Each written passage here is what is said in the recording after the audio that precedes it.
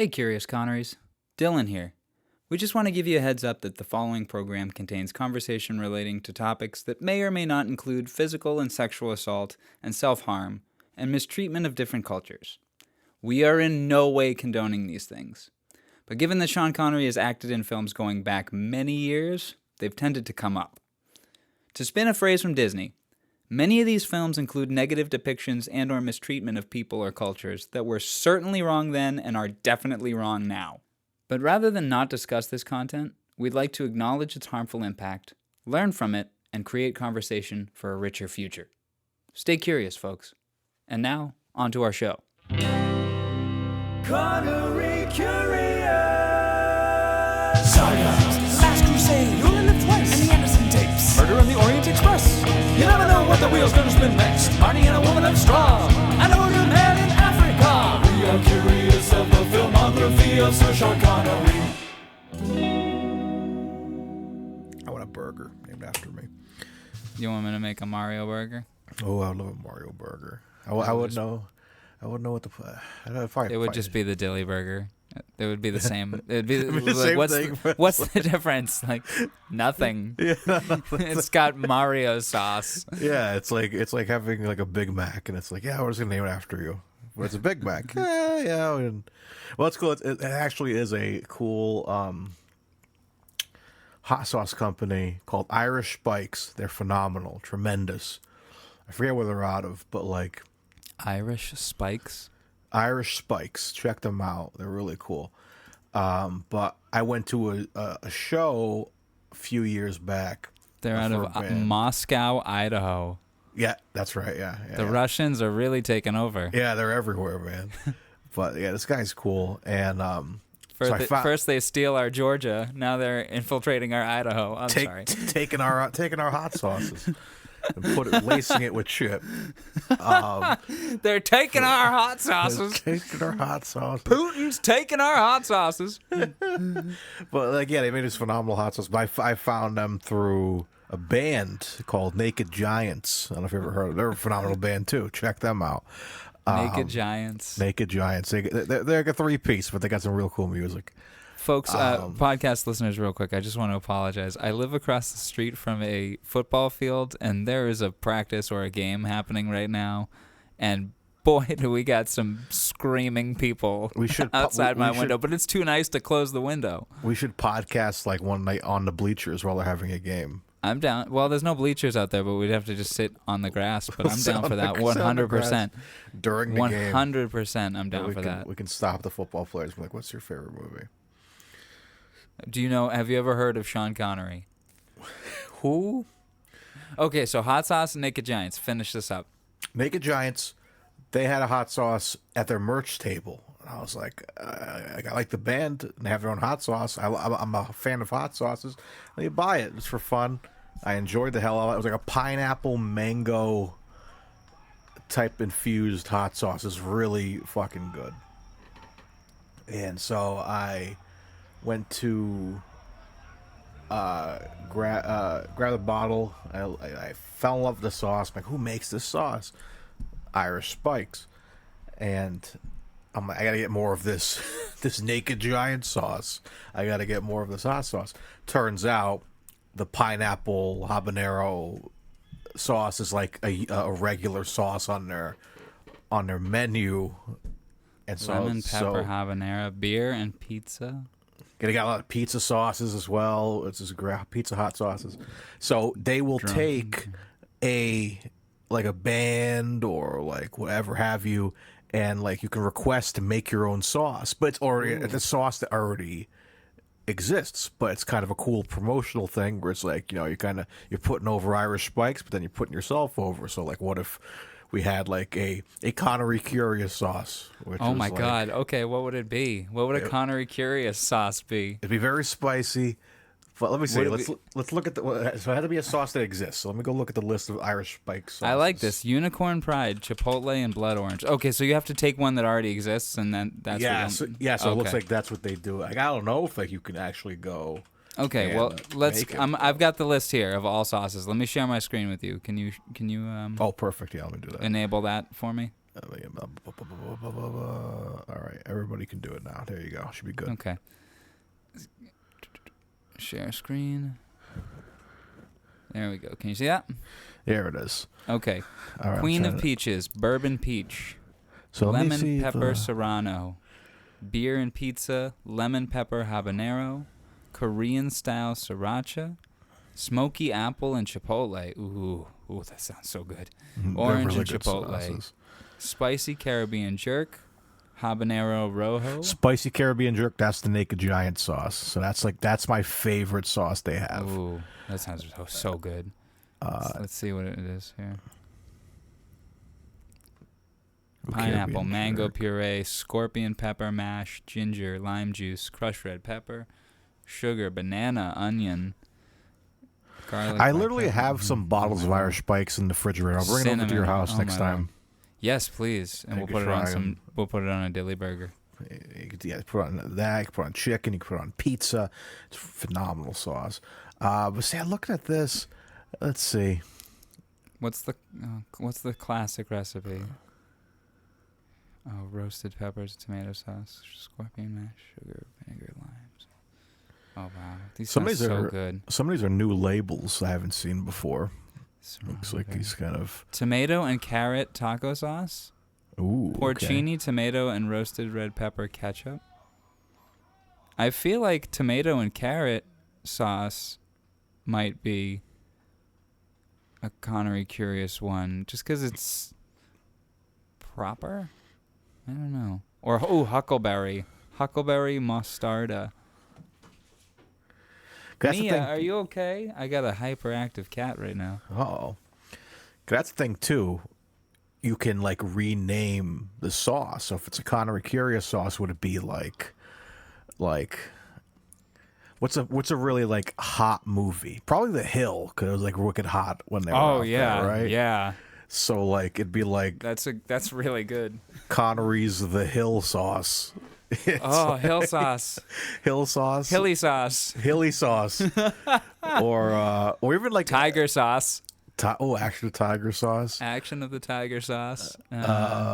Zardoz could be Czar sauce. Czar sauce. Goldfinger sauce. Like that would be like a honey mustard, like a spicy honey mustard. There is a spicy honey mustard. It's in there. It's actually I have it in there. I'll bring it over. Mustard and black pepper. Is that it? No, Gold beer mustard. Hunga Dunga black and gold beer. I'm sorry. gold beer. Hunga Dunga black and gold beer mustard hot Three sauce. E's. No, That might be the yeah, Goldfinger three. sauce. Okay. Yeah, That my might be, eyes are deceiving me as I get older. that Yeah, might that's be the Goldfinger sauce. It'd Yeah, become the- gold beer mustard. The gold beer. Is that the one that you have? No, it's like I'll have to scoop up the bottles afterwards and like, look for them. Oh, Caribbean Pumpkin Vacation. On the Black left there. coffee mole. Oh my lord, that's That's my favorite one. Caribbean Vacation. That's the one I fuck with. Ooh, pineapple, one's- mango, and banana. That's a Dr. No. Oh yes. Yeah, that's a Dr. I was about to say Doctor Who. That's the Dr. No sauce. Dr. No sauce. Yeah, so we got our Goldfinger and we got our Dr. No. And then whiskey and coffee. Well, ooh.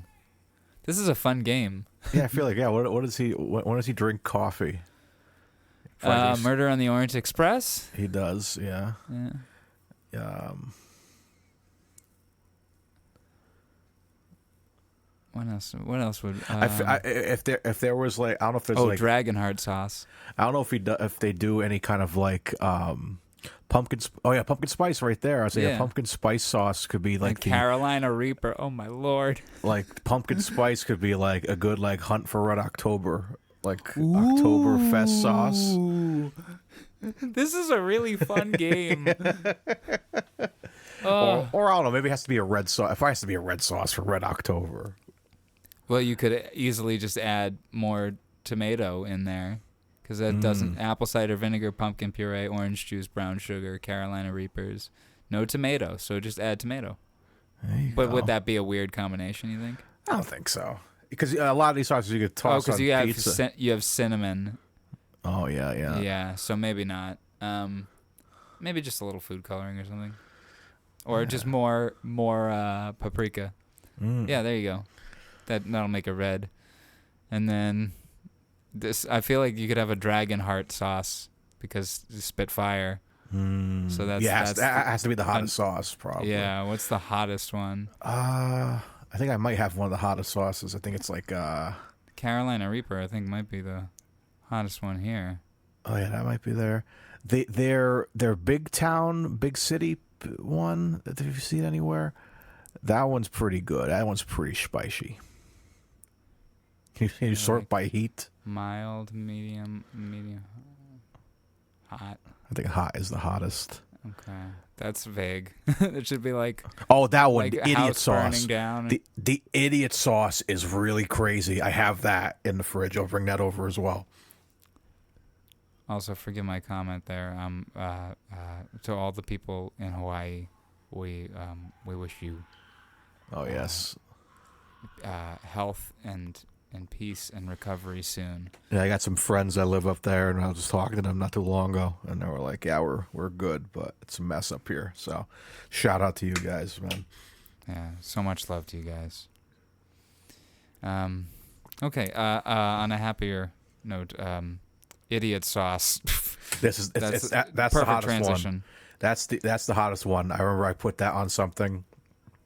And it was really, it burned immediately. You know, sometimes the heat builds. Jesus Christ. This hits you right away.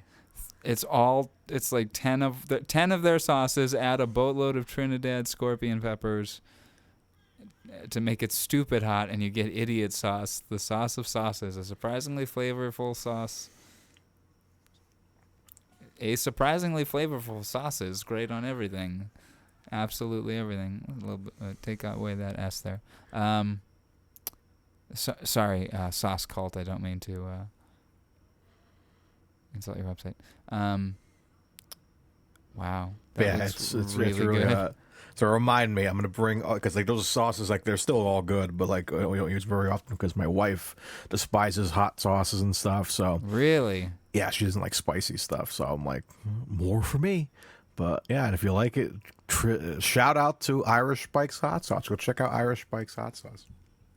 Really, really good stuff. Yes, please bring some over, or the next time I come over, please. Yeah, we got to try that. We'll experiment, put on some wings or something. That's good stuff. Oh yeah, I'll make some tenders, some tendies. Tendies, spicy tendies. Dilly tendies doesn't have the same ring to it. Any others that would? Oh yeah, so stupid. The stupid sauce would be the Dragonheart sauce. It'd be the Dragonheart sauce, yeah. Oh, you know, I'll leave that page open, just for the hell of it.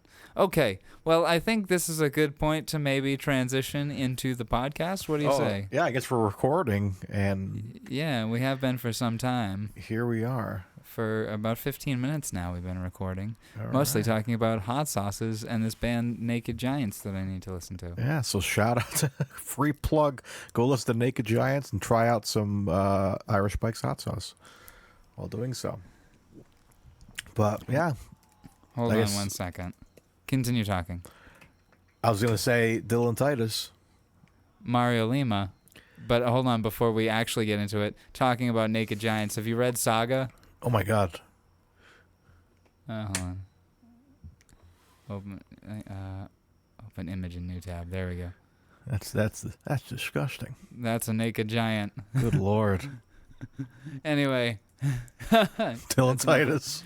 Mario Lima. What? Welcome to Naked Giant Curious. Welcome to Connery Curious, folks. Welcome to Connery Curious. Where each week we cover every single film in the filmography of Sir Sean Connery. And this week we are covering 5 Days, One Summer. Oof.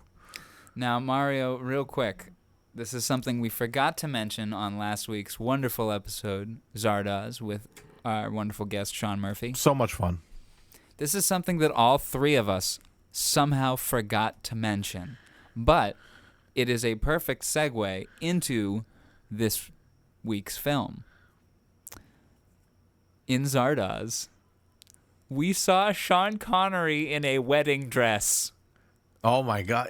We never talked about the wedding dress. I had to listen to the I mean, I don't have but yeah, I listened to the episodes sometimes up to 2 or 3 times again as I'm editing them, and I'm like, how did we fail to mention the wedding dress? That was I forgot all about it. No, none of us wrote it in our notes. I guess I think we're just laughing so hard at it. I took a screenshot. Oh, you took the screenshot. That's right. Yeah. Which we'll post. We'll post that on Instagram so you guys can also enjoy that Sean Connery in the wedding dress. That was hilarious. Oh my god. It has been posted at this point. Oh, good. Oh my goodness. Yeah. How did we? All 3 of us failed to. Like, that might be one of the most iconic images we've had yet in this podcast. Is Sean Connery in a fucking wedding dress? Shocking. It starts with like kind of at the feet or the legs, and then it pans up, and he's got the veil over his head, and you see that the bride is like, a good foot taller than the person walking with them, and all 3 of us were like, is that going to be Sean Connery? And then the veil comes up, and we all just went, yes! So that was a fun note that I had to bring up in this one. And it works as a little transition into this week's film, 5 Days, One Summer, because it is another film where Sean Connery is Sean Connery. I'm sorry. It's another film that involves Connery, a bride, and pretending. Oh yeah. Right. So in Zardoz, he's pretending to be a bride. And in 5 Days, One Summer, he's pretending to have a bride. And it's a little more disgusting pretending. Yeah, I'm not looking forward to talking about this movie, man. This movie. Like, there were things in this movie that I did enjoy, but I am not. Like, because I've made it a habit now. Is to definitely not, which we kind of like said to ourselves a few episodes back, where we're like, once we spin the wheel, if we don't know what the movie's about, we won't like do anything. We'll like look at the year it came out, but we won't like try to read the synopsis or anything to not spoil anything. We go in as blind as possible. Yeah, this one I kind of wish I went in with a little information because this was shocking. I'm kind of glad that I didn't, because I don't think I would have wanted to watch it at all. I think I would have said, let's skip this one entirely. Let's see what the rest of the world thought of this movie. Moving over to Rotten Tomatoes. Tomato meter gave it a... Yeah, do tell. Share your screen, please. Oh, you want me to share it? Yes. We have a whopping 25% for the tomato meter. Audience score at a measly 33%. Boom, boom, boom, boom. Wow. Yeah, kind of. I think. Do you agree with the score?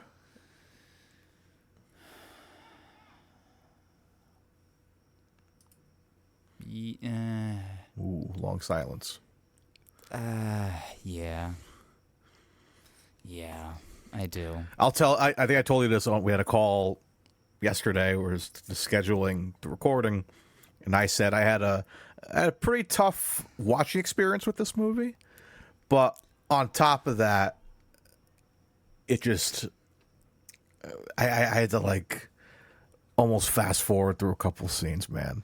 Yeah. First off, can we talk about why I had to call you? Oh yeah, because a stoner moment was like, "Hey man," more a senior moment than a stoner moment, if anything. We'll start with the original, where we like usually text each other and we're like, "Hey man, what day are you free to record?" And I said, "You know what? I'm thinking Wednesday. Wednesday, what time?" He's like, "Yeah, I think I'm free after 5 p.m." I'm like, "How's 5 p.m. Wednesday sound?" Perfect. Locked it in, and then we're just. Then you sent me 2 videvideos. Oh yes, and it Adam took me Warlock memes. It took me like a day to like get, because just it's nothing against you. You just everyone out there knows. Sometimes you get a text message from somebody or something, and it's not like super consequential, and it waits. Yeah, you just go on about your day. Yeah, I'm like, I'm going to enjoy these memes when I have a minute to enjoy these memes, like to really immerse myself.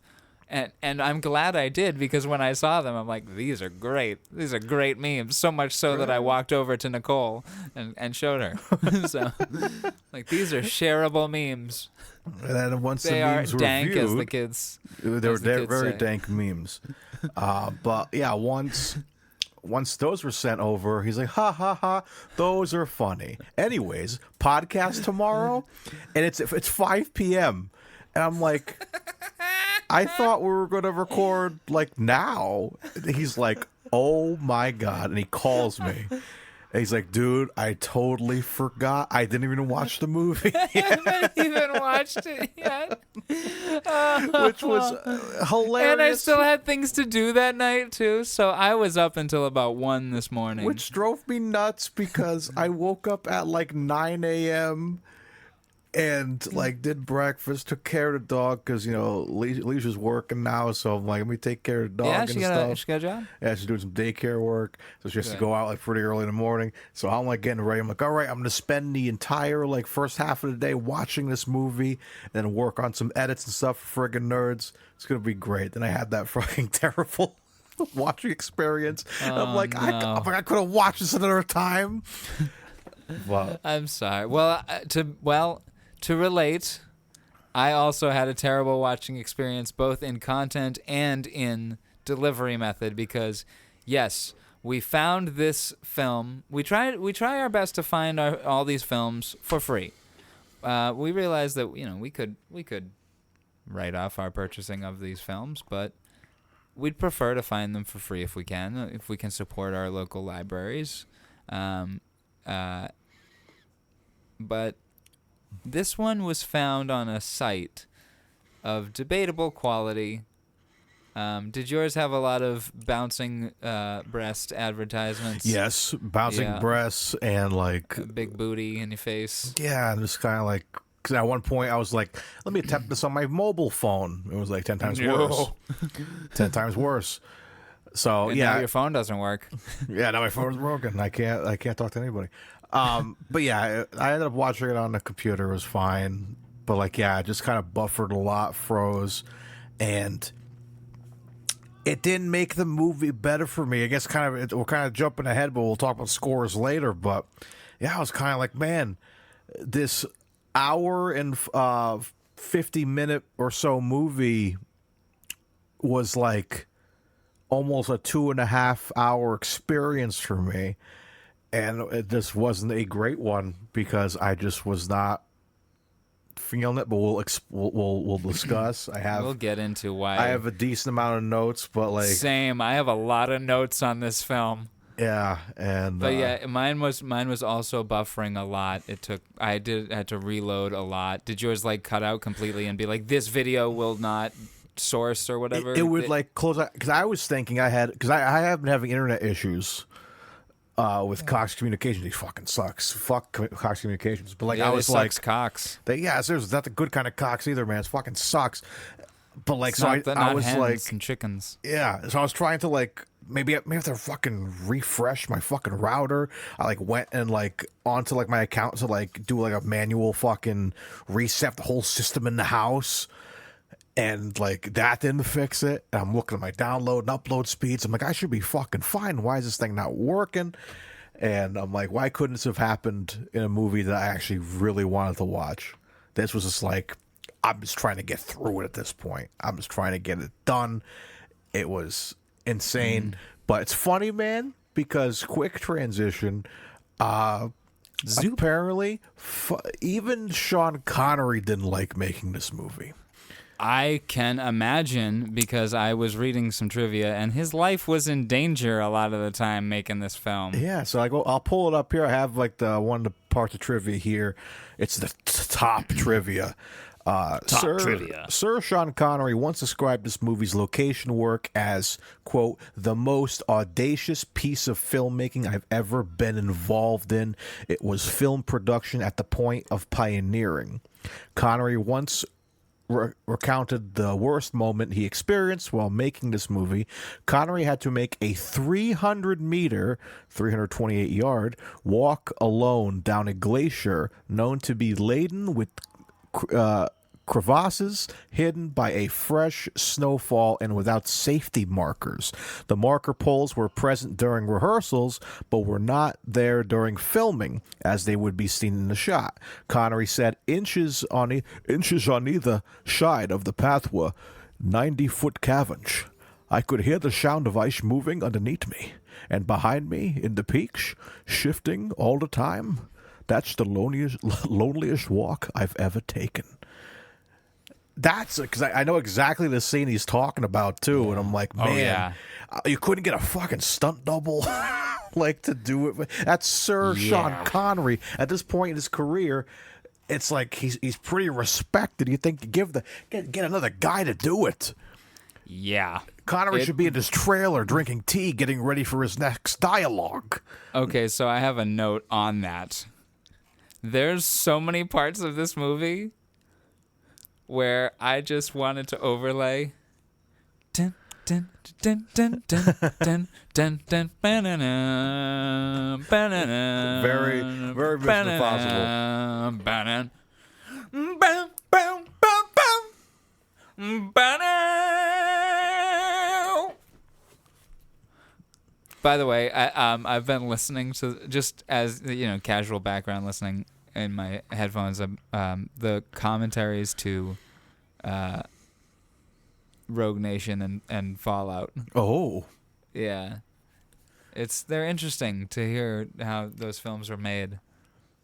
And Mad Men! The shit they've done with stunts, even with the new one, it's like holy shit, man. That was such a fun viewing experience, man. I had such a good time with you. I still made the point there. We just did a episode. I've been doing the Friggin' Nerds podcast, but we do this thing called Talk Nerdy Tuesdays, where it's kind of the podcast, but just live, and we're just talking to the audience. And we talked about like our movies of the summer.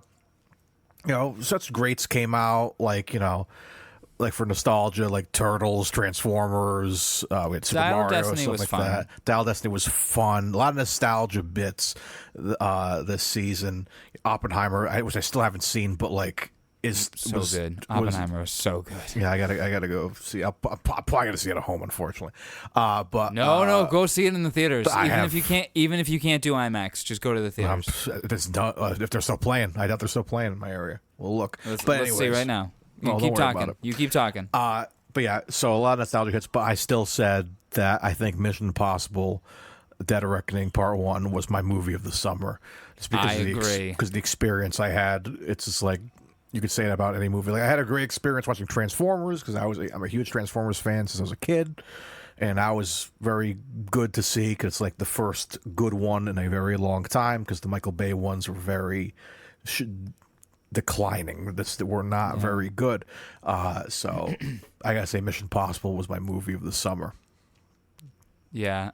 Quick aside, you go to the Apple Theater, right, in Warwick? No, I usually go to Showcase. Showcase in Warwick. In North Attleboro? Yeah, it's the one right next to NEIT. Oh. Okay, well, either way, it looks like it's playing up until like oh wow, it's even still in IMAX until like. Well, I know I know they extended it because people were like trying. Like you saw how crazy the ticket sales were for that movie. Yeah, so it looks okay. It's in IMAX until the 23rd. Go get yourself some tickets. There we go. I'll try to get some tickets. So yeah, I agree. Mission Impossible: Dead Reckoning Part 1 was the movie of the summer for me as well. Probably the year so far. Oppenheimer was absolutely incredible. But Mission Impossible was so fun. And for being the 7th film in a franchise, it doesn't really rely on nostalgia at all. Yeah, like it brings back a character from the first film, but you're not like, remember the first film? You're like, no, fuck yeah, I'm strapped in for this adventure right now. Yeah, we're still seeing some returning characters, which was cool. Yeah. But yeah, I think that was phenomenal. Another movie I really had fun with, which blew up, which is making billions of dollars just past The Dark Knight, fucking Barbie, man. That was a fun viewing experience. That was what the Friggin' Nerds community that came down. And that was just a moment, man. That was a really interesting moment, just like kind of coming out of there. It's like awesome, just an awesome seeing Greta. Let's forget her last name, the director. Garbo? Yeah, Greta. No, not Garbo. Gerwig. Gerwig. Garbo. That movie was doing Garbo. No, I don't know. You doing anything Saturday night or this weekend? Let's go see Oppenheimer in IMAX. I'll go see it again. If I have time, yeah, I'll let you know.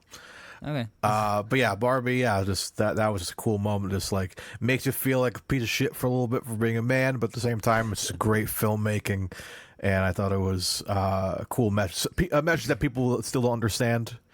I think there's still guys out there that are kind of like, no, I'm Ken enough, man. I'm like, no, man, that's not what the movie's about. But okay, I'm glad you enjoyed Ryan Gosling. Do you not want to be Ken? I don't want to. It's about Ken finding who he is. I just don't want Ken in the second act. I don't want to be that Ken. It's just like it's a very. I'm not gonna like talk the whole movie, but like it's just like they go into the real world, kind of. It really is. Someone said on TikTok, it's Black Panther for white girls. It's like they're in this world, and they go into like the real world, and things are different there.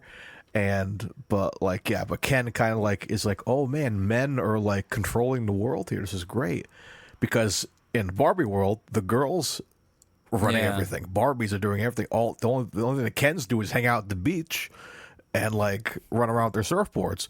So it's like it's kind of interesting to be like open your eyes to like, wow, you guys been like burying women for years, and like they can do all these amazing things and whatnot. But then it's like, there's the toxic masculinity in the world that like is disgusting, and it's like, holy shit, like man, it's like we've been pretty fucking rough and it's 2023 and we're still like this, and but people went in there like understanding.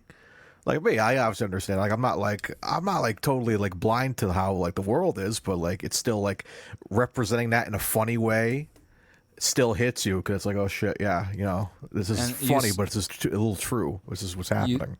What you said of we're still like this, I think that's maybe one of the reasons why, besides like the meme aspect of it, that's like one's so serious and the other is so like bright and flashy and colorful. Oppenheimer is kind of the same thing. It's about the creation of the nuclear weapon, which if you look at that, we're still doing that today, and you're like, oh God, we're still doing that today? Both films are about things that need to go. Yeah.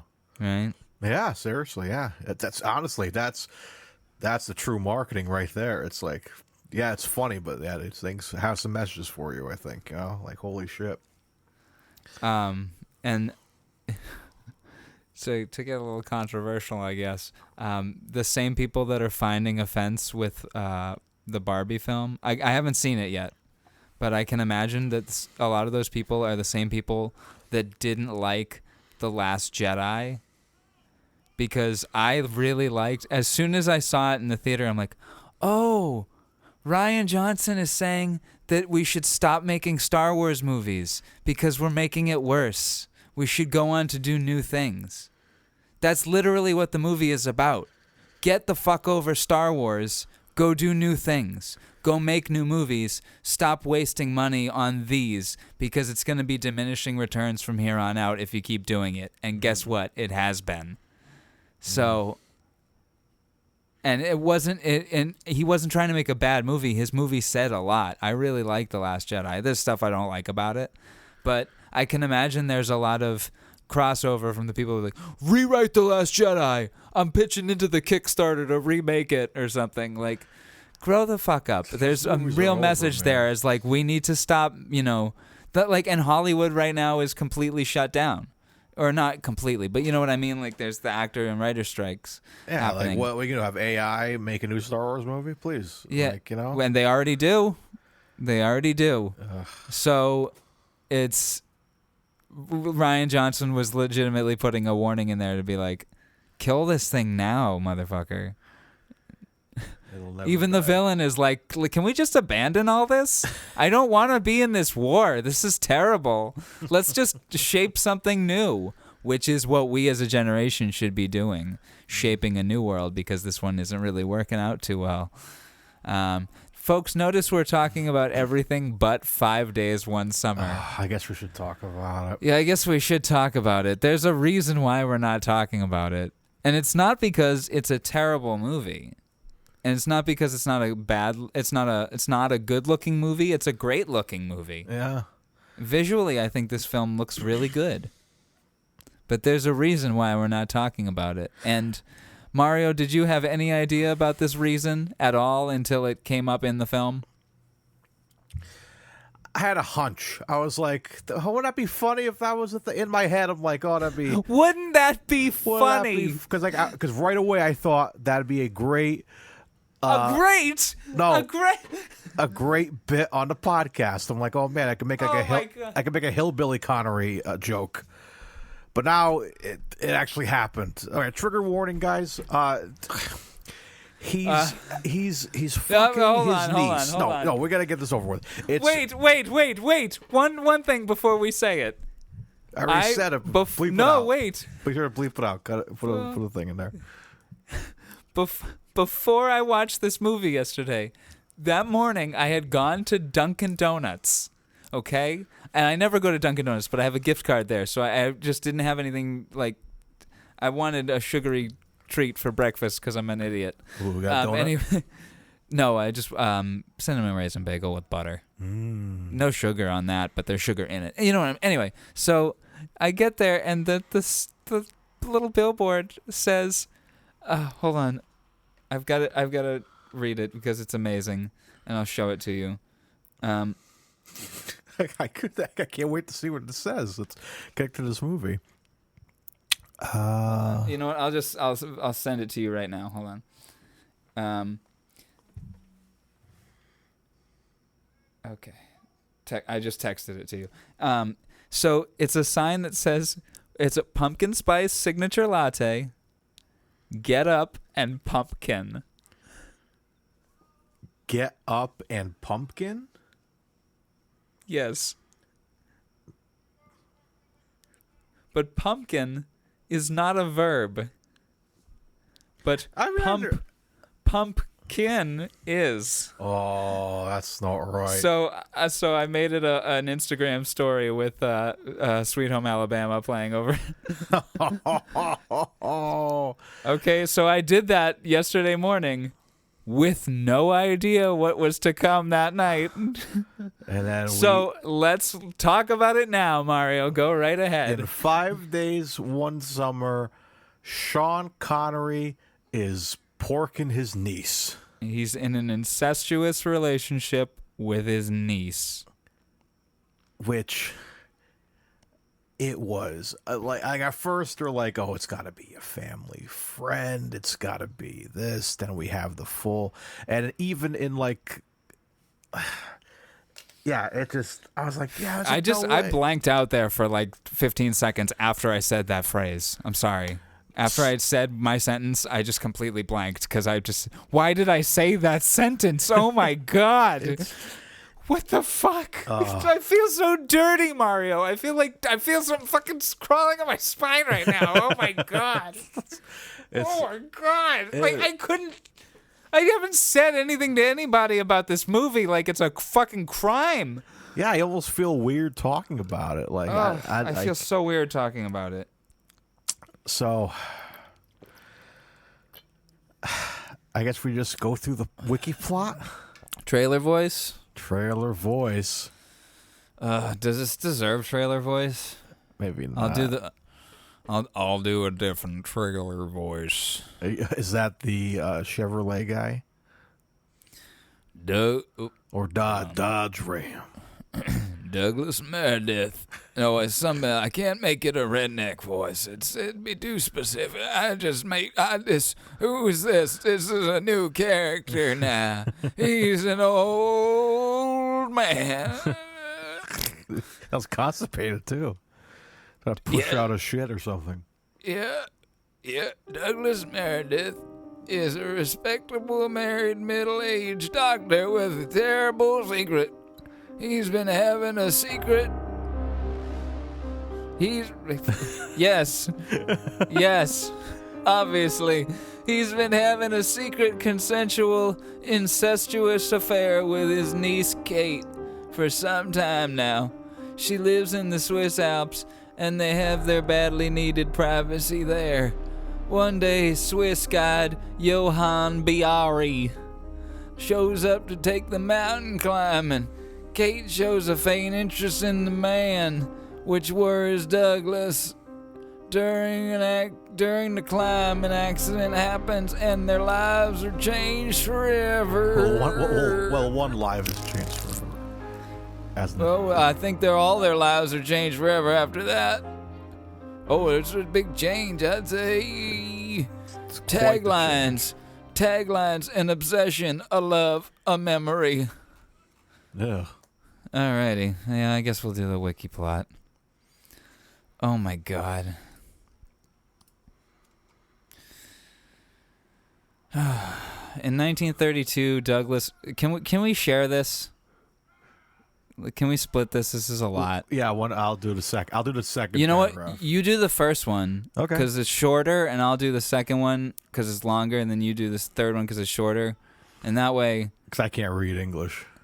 Well, no, nothing against you. It's just so that you don't have to read as much of it. I'll bear the brunt of this, is what I'm saying. Okay. I appreciate it now. I want to get through. Let's just read the whole plot so we can just get the fuck out of it. Yeah? Okay. Yeah, let's do it. Okay. Ready? Okay. All right. In 1932, Douglas Meredith, a middle-aged Scottish doctor, is on a mountain climbing trip in the Alps with a young woman, Kate, whom he introduces as his wife.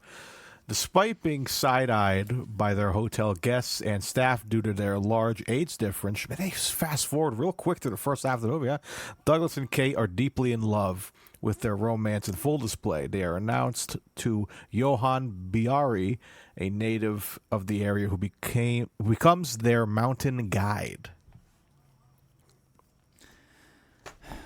They're skipping so much, though. There's a couple scenes there in my notes I want to talk about, but we'll go on. Flashbacks reveal that Kate is actually Douglas's niece, and they are in a secret incestuous relationship. Kate had been in love with her uncle since she was a little girl, and was despondent when he had to leave to set up his practice in India when she was just a child. Years later, the adult Kate works at her family-owned shipbuilding factory, which she stands to inherit from her late father, Douglas's brother, alongside Douglas. As the family reunites to discuss matters about the factory, Kate happily reunites with her uncle, who wrote this, who had returned from India, but she is dismayed when she meets Douglas's new wife, Sarah. Douglas and Kate rekindle their close relationship, with Kate pursuing her uncle and Douglas admiring his niece's beauty now that she has grown up. I feel so fucking gross. When Sarah and Kate's mother leave for a trip to the market, the two succumb to their feelings for each other and begin a romantic and sexual affair. Douglas plans for both of them to have a vacation to the Alps in the guise of family bonding so that they could pursue their relationship without the family noticing, despite Sarah's suspicion of the two. I'm trying to piss through it, but then I'm like, if I read too fast, I actually don't realize what I'm talking about. As the couple elopes in the Alps... in the apps. Yes, we met on Tinder. The Tinder Bumble. Which is where Sean Murphy met his wife. Really? Yeah, that's how he and Marina met on Tinder. Good for him. Shout out to Tinder, man. Tinder It was his first match on Tinder, I think. Wow. And they just really hit it off. Sean's like first round or nothing. Shout out to Tinder and shout out to the Murphys. We love you. As the couple elopes in the Alps, Kate and Douglas are happy to finally be in a place where they could be open as lovers. Ugh. As the couple elopes in the lopes. I think that's what fucked me up. Elopes and Alps. That's what fucked me up. And then the last paragraph, someone's like, and as the family reunites as they're reuniting. Obviously, the guy who typed this up was like trying to get through it too. Yes, he's like, just fucking, I'm sorry. I'm not going to edit this. I don't even care. Let's post it. All right. Johann. He's like clutching his rosary beads the whole time. Please get me out of here. Johann leads Douglas and Kate around the mountains. As they return, they see a crowd of people unraveling a frozen in time dead body, which is pretty heavy metal. It turns out the body of Johann's granduncle. He never returned from a trip the day before his wedding with his bride, now an elderly woman. Johann and Kate are compassionate about the reunited lovers, but Douglas is nonchalant about it. Douglas and Kate begin having cracks in their idyllic relationship. Idyllic, as Douglas begins pursuing more self-centered interests, while Johann and Kate begin having unspoken feelings for each other, which Douglas begins to notice. Eventually, Kate admits to Johann that she is not Douglas's wife, and he is already married to someone else, though she does not disclose that they are also relatives. Johann attempts to plead with Kate that her relationship with Douglas is doomed. Kate begins to have fits of sadness and arguments with Douglas after realizing that their relationship cannot be made public, even if Douglas leaves Sarah due to the taboo nature of their affair. Later, Douglas requests Johann to guide him through a potentially dangerous climb to the top of the Maiden Mountain. As the two traverse the route, Kate, disillusioned by her uncle's true personality and realizing that her relationship with him will not work out, writes a letter to Douglas on her intentions to leave him. Atop the Maiden, Johann confronts Douglas about being a married man and using Kate, while Douglas defends himself in saying he is serious about the relationship with her. While also not disclosing, sorry, that's not in the wiki, but he also doesn't disclose that they're related. Yeah, he doesn't disclose that either. I'm sorry. Continue. They put aside their differences and as they head down the mountain, but they are caught in a cliffside rock fall. Johann is killed in the fall while Douglas survives. He returns to town and shares the news to a heartbroken Kate while Johann's body is retrieved. As Douglas joins Johann's funeral, Kate decides to leave ahead and shares one last embrace with Douglas before she leaves. Good for you, Kate. All right, we're done. Sorry, I didn't mean to interrupt you as you were going through. I just thought it's kind of important to that. I feel like that should have been in there because neither of them disclose it. Yeah. I do like in that scene, he's like, "What did she tell you?" But he doesn't say anything. Like, anyway. Yeah. All right, so I also have a note with that side. It's because we're talking about it now, so let's get that section out of the way. Then we'll have a more fun stuff. I did say scary Connery on the mountain. I was like, man, This dude's going to shove him off the mountain or something. Yes. That he had some killer in his eyes just there. Like scary Connery. And yeah, when in that dialogue, it's like, talking about he's like, oh, you're married, blah, blah, like, and you won't leave your wife. And one of my favorite Connery quotes, "Not leave my wife." He says it like Borat. My wife. Not leave my wife. We are a Beatles tribute band. You guys were good. Sorry, the sound guy just did you dirty. Anyway. Man. But yeah, so just jump into the end, but we'll jump back to the front. Back to the front. You will do what I say when I say back to the front. You will die when I say you must die. Back to the front. You coward, you servant, you blind man. Back to the front. Okay, I had to finish it. Nice. So I'm going to start right off with a question. All right, we feel dirty about discussing this film, but did the incest make you completely hate the film? Yeah. Yes, okay. Because there were a lot... This is not me endorsing incest at all, because I feel fucking gross talking about it. But as a film, there's a lot to like about it, I think. The performances are really, really, really good. Like, they invest in that premise, and that they play it they're committing to those roles and playing the pain that this kind of thing is gonna bring, because there's no way this thing works out. That's why I went idyllic, because there's no way that happens. Though it is set in the absolutely idyllic Swiss Alps, and it's absolutely gorgeous visually.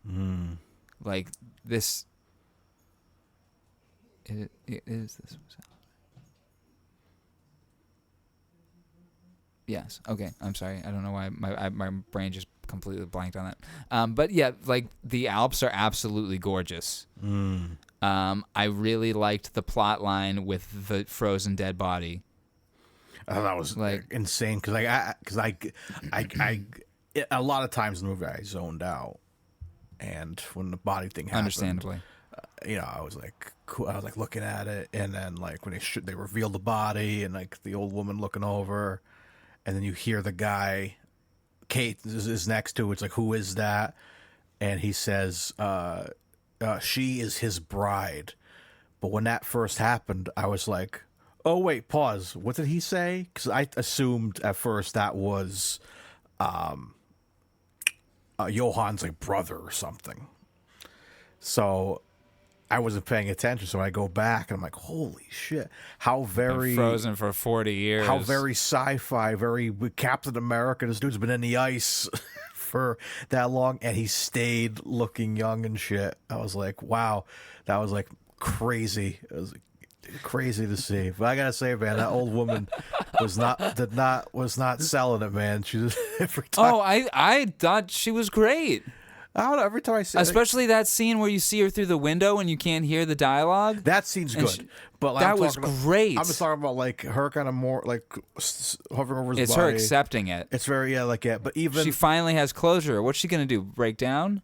But I would break down for Johan. Johan died in a fucking cliff accident, and she kind of just walks out with the same kind of face, kind of smiles at Kate, and keeps walking. I expected her to be more like, oh my God, it's, I don't know. Was that the name of the grand uncle? I don't think his name was Johan too, but I think it was the same actor. No, though. I'm talking about Johan's funeral at the end. Oh. Where you see her at the end and she's like kind of walking away, and that's just okay. like, I wasn't even. Yeah, right there. She's kind of like, I'm like, a little. It's very casual. It's like, another one dead. Just, she's had a trying couple of days. Yeah, it's just kind of like whatever. What else could happen? We live in the mountains, Yeah, they fall. My first 3 children were taken by wolves. What? Anyway, that's not. Should we go through our notes? Yeah, let's go through our notes. I got some interesting notes here. It's kind of like sporadic things because I was really liking this movie at the beginning. Yes, there's a lot to like about this movie. That's the thing. Yeah, it's just like, it's just. I'll be more specific. More fun with Connery in the beginning. It's like this movie is like a really good sandwich with one really bad ingredient in it. Like. Yeah, it's like they put like a splash of fucking peanut butter in the middle of a like steak and cheese. Steak and cheese. Yeah, that's a good example. Yeah, it's like, what the fuck is this? Or like yeah, if you took the dilly burger and you put like, shit on it. Yeah. Yeah, I was trying not to something that okay, I was thinking of something that wouldn't completely ruin it, but well, that shit ruined it for me, man. That shit ruined the sandwich for me. Yeah, because okay, so I kind of took this as like I was imagining this as a play in a lot of aspects. I'd rather see this as a play, I think. Perhaps. I'd rather never see this again. Oh, yeah, that too. Okay, let's go through our notes. All right. So, opening. Yeah, I was kind of upset we didn't see this in the wiki plot. Her on the train, which resembles the Orient Express, like that and hallway. the From Russia with Love one. Yeah, that too. Which is the Orient Express, right? I think so. Yeah. Yeah. But All right, that we need to make hallway- edits of all of these. Yeah, seriously. But yeah, we have Every film with a train. But that hallway That is sideways very hall- reminiscent side of the that initial scene in Orient Express when like the shifting of people in different rooms and stuff. So I was like, that's kind of cool. So yeah, we saw the Orient Express, and I don't remember this. I guess it was a quote. I want to watch that movie again. It's so good. Yeah, I was just thinking about it. Let's watch it. Yesterday, Let's do a commentary for it. Yeah, we asked her doing his commentaries. So like, yeah, I was just talking about it. I was discussing. We do watch parties on our Discord, and we've been watching Only Murders in the Building. Ah. Yeah, it's like Steve Martin and Martin Short and Selena Gomez. It's a really good show on Hulu. But we're like, after every episode, we're like, oh, so who do you think, who done it? Who done it, you know? And I pulled out, like, maybe it's a Murder on the Orient Express situation. They're like, what do you mean? I'm like, here's the episode. I'll explain later. But I'll just say there's multiple people who do it. And yeah, you can't spoil that. yeah, so it's just like, too good of a twist. Yeah. Even if you say multiple people do it, you're like, okay, that's fine, but you can't tell what the actual. Yeah.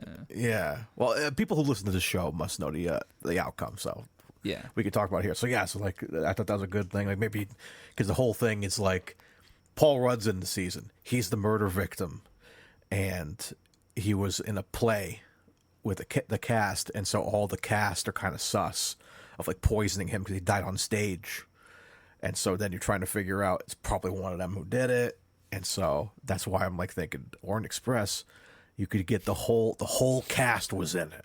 That'd be brilliant, but who knows? They're very, very good writers there, man. I'm glad they got this one out before the strike because they got some brilliant writers on that show. And every episode, when you think it's like, I know exactly who fucking did it, and it's not even close to the person you suspected. I'm like, that's brilliant fucking writing. So, Well, speaking of good whodunits, I just got Scream 6 from the library, and I need to watch that. So oh yeah, I heard those some films are great whodunits. I love those. Oh yeah. Okay, let's get back to our notes. So yeah, my first note was also train. Yeah. I didn't mark down the time that we first see Connery, but he's the It's first like, person we see. I think I didn't have it in, but it was pretty early. I want to say like Oh 5, no, she's the first person we see. 5 to 7 Okay. minutes we see Connery's in trench coat and stuff. Well, he's sleeping. That's the first shot we see. Of That's him right. He's sleeping on the train. Yeah. So I had a quote here. It says the bus has lost a shoe. That must be Yes, something. that's his first line. That's at his first. 3:54. Okay, so that's it. Okay, so yeah, that's his first quote. Kind of early in talking about this, but I said the S is H hard when he speaks German. Yes, but not other times. Yeah, not when he's speaking. everything English. else is normal, but like that's the only time We'll get into that later at Yeah. our ratings. And then and then I made a note here. I want my autobiography to be called The Walking English. I liked that. The Walking That was English. a good quote. She's the dancing. And the dancing English. I kind of like that quote. That was like probably my favorite quote. And in that same vein, we get dancing, swinging Connery for a few minutes. It was to Alexander's Ragtime Band. Yes. Heart. That was cool. Yeah, man. that was really good. And I was really liking this movie. Okay, I like this movie through an even level, but I liked it more at the start. But we'll get to our ratings later because it's I didn't like it too much. Anyway, we're jumping too much towards the end because we're just trying to barrel through this. But yeah, Alexander's Ragtime Band. I really liked that moment. And I liked how the thing was losing power. But then you expect the guy's going to go over and re-crank it, but he doesn't. He, like, panics and flips the record. Like, what? This song wasn't over. Just re-crank it. It wasn't even done playing. I thought it'd be really funny if they all just started dancing slower. As the track is slowing down. So you see Connery and then when it stops, they just freeze.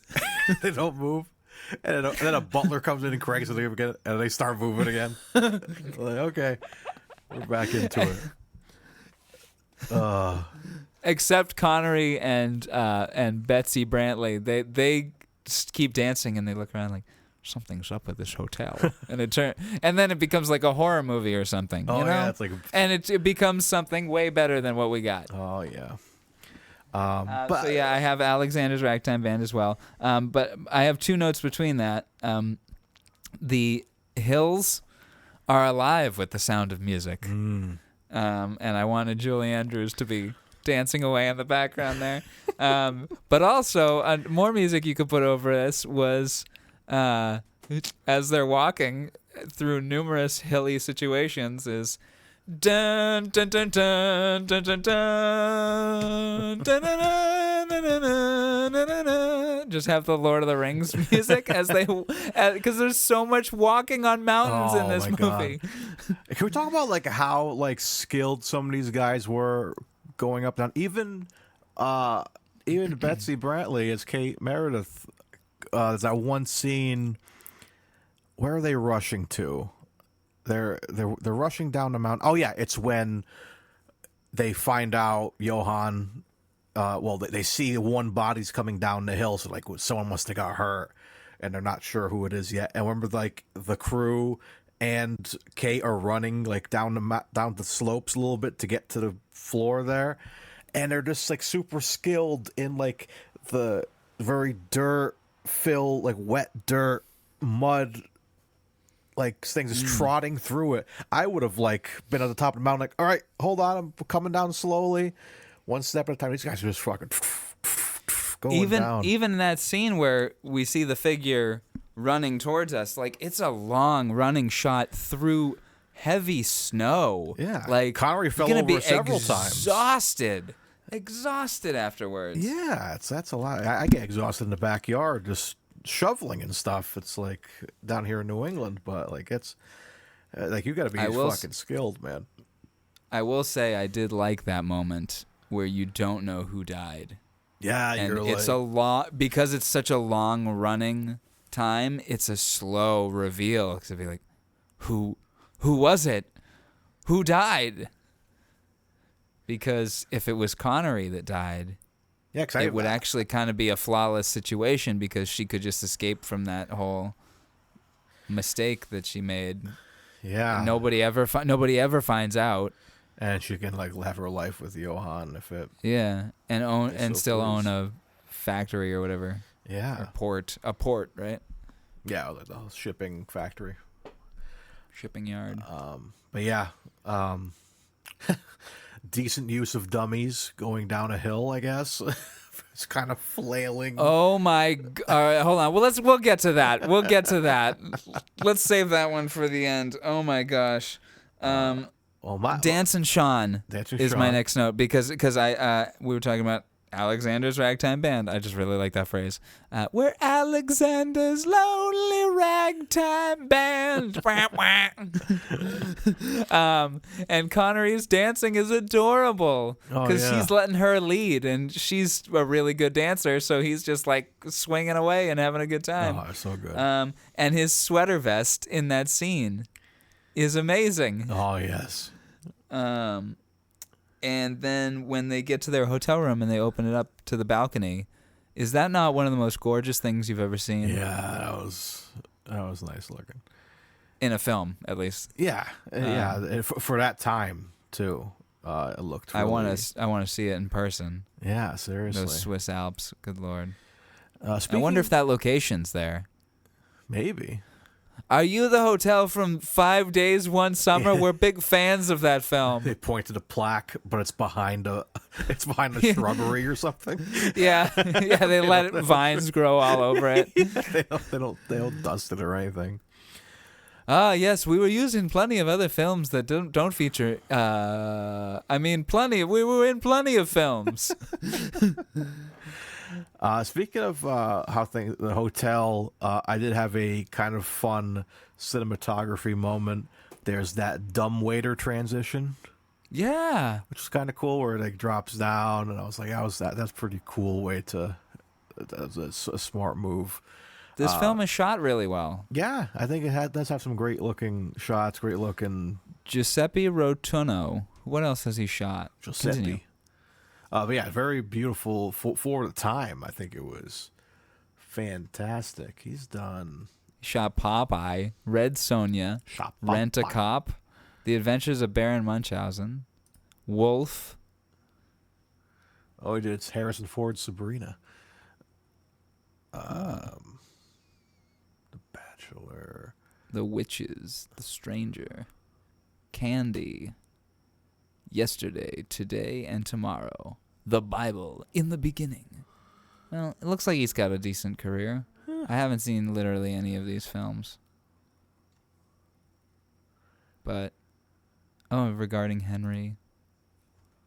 Huh.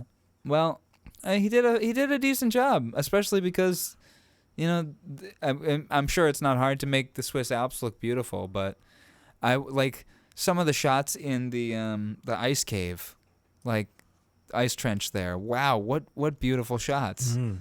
Like really good, and the camera rigs that must have had to be created for that. Yeah, and as we discussed earlier with the trivia, a lot of this was they were in the real neck of it, so I'm sure it was freezing for the cast and crew in there. I'm sure it was insane, but like it's just brilliant the quality of shots they got, because like you had to worry about weather, rain, everything else, but everything looked pretty stable. Everything looked really good. So I was impressed by that. So that gets points for me. The indoor scenes were nice too, inside the hotel. Yeah. And as much as the scene is not good, as like it's fucking gross. The scene where Sarah walks in and interrupts them making out for the first time. Oh yeah. Where the reveal that he's behind the door. That's a really good shot. Yeah, I really thought he'd be like in the other room or something, or if there was like another section or closet outside on the balcony. Yeah. He's like Spider-Man. He's like under the window. Norman Osborn looks over. Brilliant but lazy. But yeah, I thought that was really good. Wait, that's Otto Octavius. Oh yeah, he says that too. Yeah, I get that. No, he's the only one that says that. Norman Osborn says, "Back to formula." I'm something of a scientist myself. Which they brought that back in a new movie. Finish it. Can Spider-Man come out? Nicole and I quote that all the time.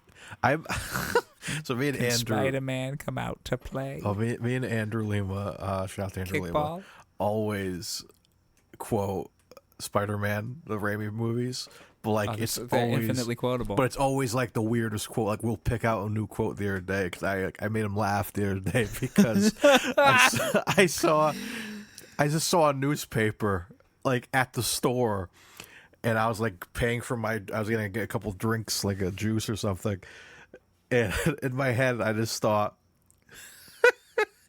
Henry and I agree. We don't see his picture in the paper very often anymore, which is like a throwaway scene with Aunt May when she's like cleaning out the house to move away, and I just said that, and I'm like, I am wired differently. Can we talk about how Henry is the real hero of Spider-Man 2? Yeah, he kind of inspires. He inspires Spider-Man to get back to being Spider-Man. They should have like played along with that. Maybe he becomes like Electro or something. What? Why would he do that? Why not? That'd be cool. That maybe a helpful Electro. He loves Spider-Man. Yeah, Electro and once loves he finds Spider-Man too. If it weren't about he made Spider-Man things, we're not going by that. Yeah, you gotta admit the suit's really good in that movie. In No Way Home or in Amazing Spider-Man 2. What, that black and blue suit? No, he had a comm link on his head. No, Amazing Spider-Man 2 with Andrew Garfield. It was like kind of like, Garfield's suit. Yes. Yeah, it was kind of like Ultimate Spider-Man-ish with the big eyes. I liked it. I liked that suit as well. I don't like this. I don't really like the suit from the first one. It kind of looks like a weird. Oh lizard. Yeah, it doesn't make any sense. I hate that suit. It looks like a basketball lizard. And he's got like sneakers almost. And I'm like, that doesn't look right. But it makes sense. But Especially like if he was making it Like, himself. he made the suit with like athletic gear and stuff. I believe that, but like, I don't know. It makes a lot of sense. But I'm like, I don't know, man. It doesn't look good. Yeah, my Spider-Man has made fucking several suits by himself. Even the like Raimi suit's very like jarring when you first kind of see it, because like, oh wow, he really worked hard on that fucking suit, man. They brush over it though. You don't see him making it. You just see like a quick shot of him like Coloring sewing. stuff and all that. And, like, the suit's done. What if he just bought it? He hired somebody on Fiverr. He sent the drawings to them. That should be the new Spider-Man. They should have him go to Fiverr, and I need someone to make a. What is a suit for? Oh, no reason. Yeah, it's for a fetish thing. Yeah, I like wearing Spider-Man suits during sex. And he has it shipped to a P.O. box in New Jersey. Yeah. Oh, yeah. Anyway. MCU, give us a call if you need help with more Spider-Man origin things. Exactly. We got your back. It was for his gay fetish clubs. like he just, it was, I don't know. Anyway, nothing wrong with Mary that. Jane's of course. like, those are more acceptable than this movie. Over $700 on the credit card. On credit card here, man. What are you doing? I'm like, I gotta save the city, MJ. Well, she's a model making a bunch of money anyway, so at least in most of the comics, she's making good money. Oh yeah, she's usually Gucci. Usually makes better money than Peter in the comics, and in the movies sometimes. She's on Broadway and such. Yeah, she had like. Though she loses that gig. But then she has the job at the piano bar. Yeah, which is still doing better. How did Peter sustain? He was like, yeah, I mean, he was working for the pizza place in the second one, but then he got fired because he was like late and shit. And then like, yeah, with New York rents. Yeah, and other than that, he's getting maybe $300 for a couple shots from Jameson. That's not going to cover your rent. I'm willing to bet that. Well. If we only see him interact with Jameson a handful of times. He's probably got regular income from that, because Jameson's always shitting on Spider-Man.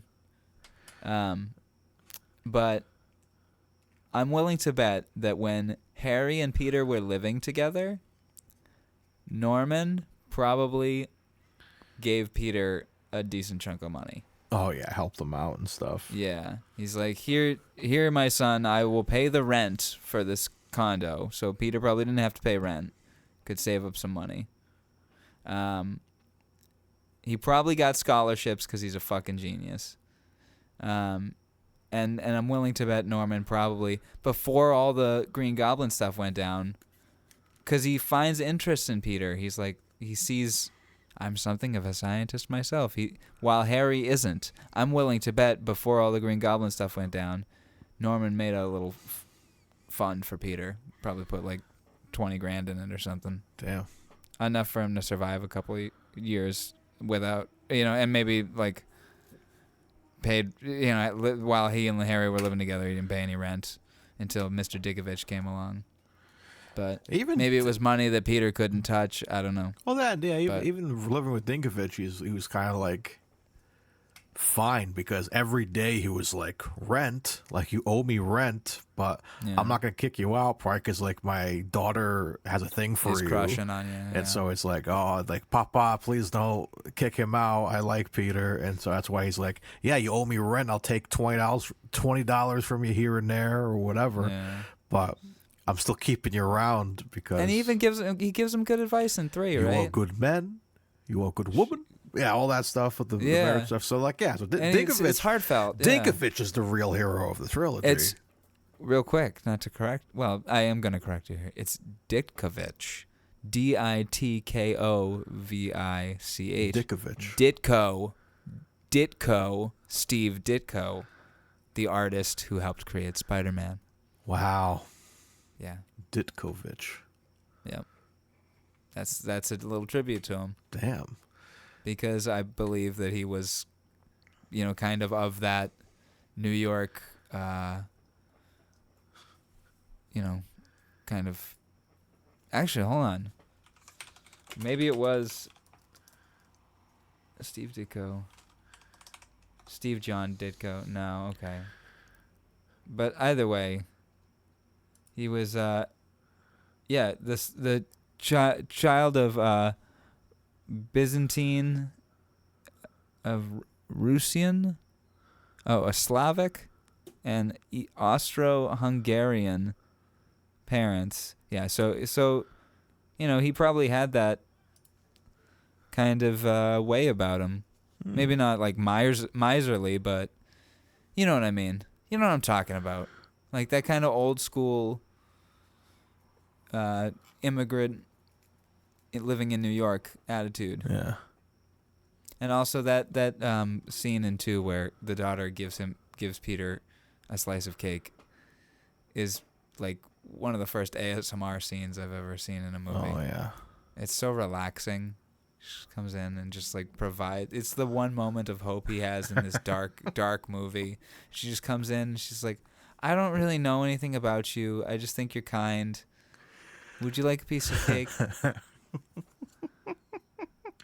just realized we've been talking about Spider-Man for like 10 minutes, and I forgot we were doing 5 Days, One Summer. I just thought we were here talking. Yeah, well, I don't really want to talk about incest all that much, to be honest. Well, let's dive back in. Right, I do have some like I think all my notes are kind of like the positive things of the movie.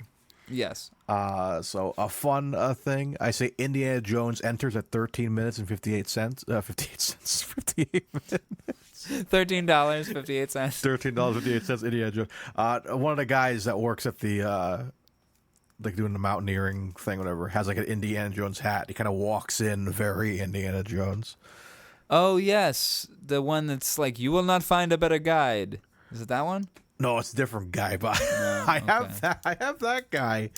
He was interesting. Like, you won't. He's like, he's a good man. You won't find a better one. And Sean Connery looks over at him. And he's like, no, you won't.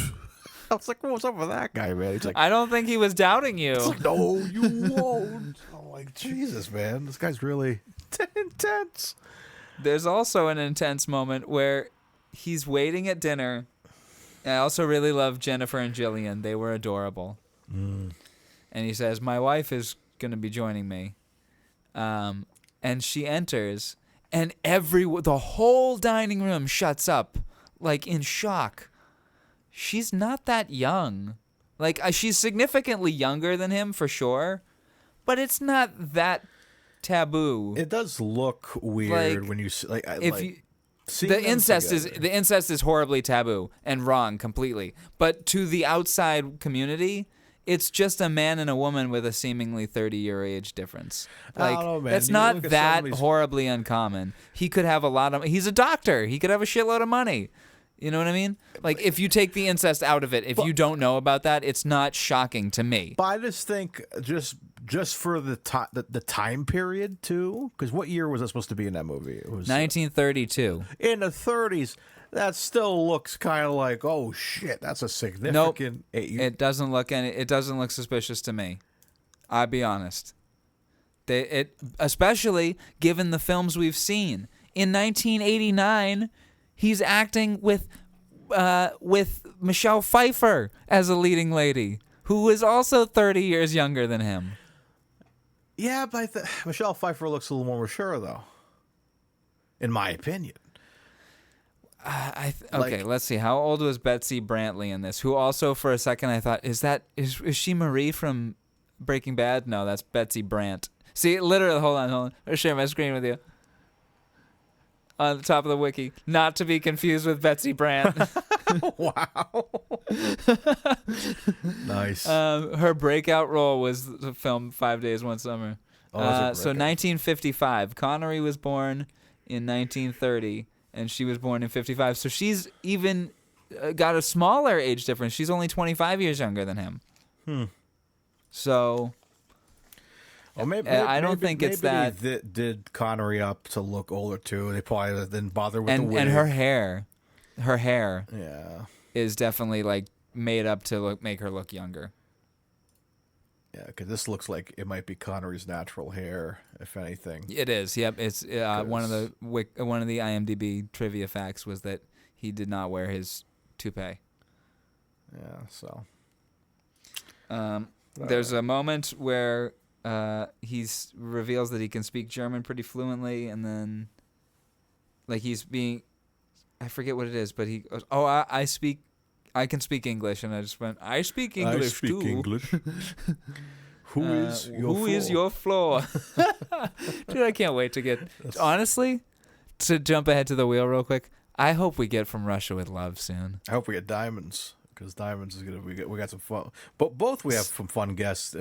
Seeing the train in this one made me want From Russia with Love, though. Every time I see a train, man, I just want to see Murder on the Orient Express again. I'm like, oh, yeah. so good. Let's do a commentary for that one. Let's do it. So there was when he's chatting with Johan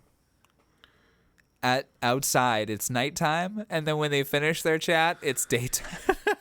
Talking all night. But at the end of it, he's like, "All right, good night." So either they were talking all through the night, and he's like, "I'll go to bed now," but they say they're gonna leave at 4 a.m. That's right. Or in the Swiss Alps, time goes backwards. Ooh, they sleep all day and just go out at night. Brilliant. And then during the flashback, I hated that flashback so much. When she's a kid. Oh, I hated it.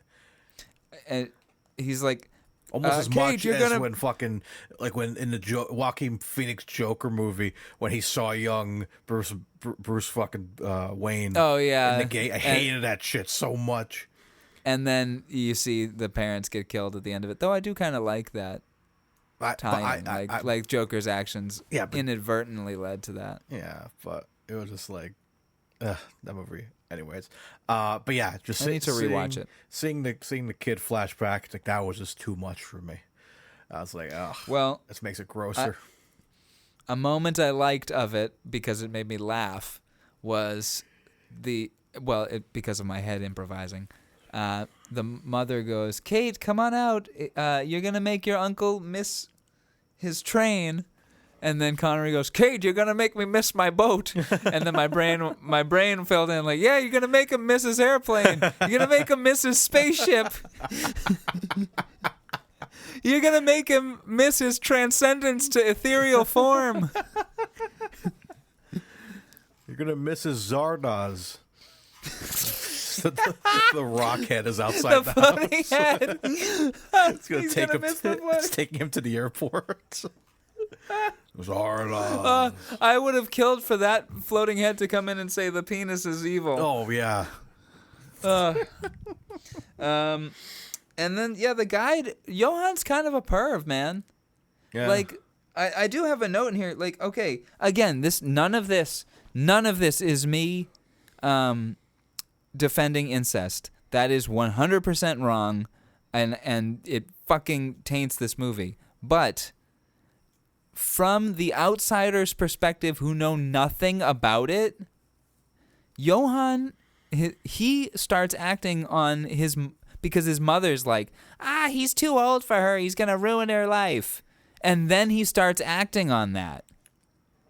And he starts trying to split them up only because he sees it's a younger woman with an older man. Respectfully, mind your business. If you have no idea that it's incest and they're not coming across as being harmed in any way, mind your business. But if you know it's incest, then maybe do something about it. Yeah, like I know they were like, even in the plot, it's selling that like, Kate became interested in Johan and stuff. It's like there is zero chemistry with them in this movie. So it's like that was what. Well, no, there is There's chemistry between them. I don't buy it. Like you're talking about like the initial scene when like he confronts her about it and stuff. I'm talking about like in the hotel when, like, especially when like he's snuggling up to her and she's like easing into him. Like you can tell they're genuinely happy in each other's company. Yeah, but they never really. So I think I would have preferred the end, which we kind of led on to, which like if Connery died in the rock slide. Then, yeah, she could have just gone off with Johan. Like that's the ending I want, and you kind of got a really like like the movie wraps up at a very awkward place where it's like, yeah, Kate decides, like, saying goodbye to Douglas. That's it. She's done. But then there's no real, like there's a solution, but not really. It's like, then what else happens? What happens to the boat company? What happens to this? Is, like, Douglas gonna, like, stay there, or is she gonna stay there like she wanted to? Because there's a scene where she's like, it's like, you're going home without me or whatever. Like, I'm staying here. And, like, did she end up doing that? Like, staying there? There's so many questions I have at the end, but I feel like we could have wrapped it up in a more compelling way. Yeah. They're just... everyone here is just going to have to move on with their life with painful memories. Yeah. It's of these 5 days, one summer. What else do we got? There's... Okay, so... Oh, the climbing, you can cut with Shalico. Oh, yeah. Where that they, like, the guy at the bottom has literally everything on his back. So at the moment that they first kiss in the mansion, not in the hotel, in her house or his house or whatever. Yeah. The moment that they first kiss, it immediately cuts before they kiss. And it cuts right outside the mansion. Now, the film kind of shakes a little bit. Did you see this? Did you notice this? I don't remember. Bad take, perhaps? Well, I think it might have just been the film moving. But for a split second, my brain went, did a bomb go off or something in the house? I mean, obviously, a bomb went off, a real bombshell of...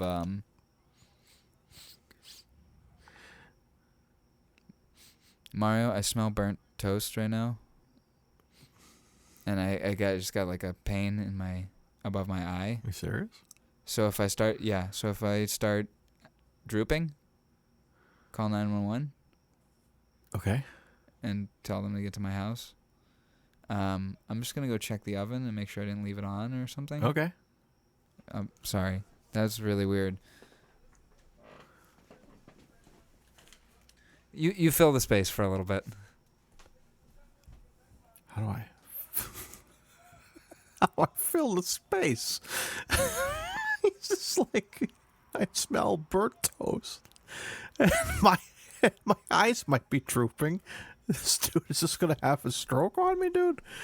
I think he's good. Okay. Sorry for that randomness. Are you guys, everything good in there? Yep. I know that's like a sign of a stroke. Yeah. Like, but the oven's not on.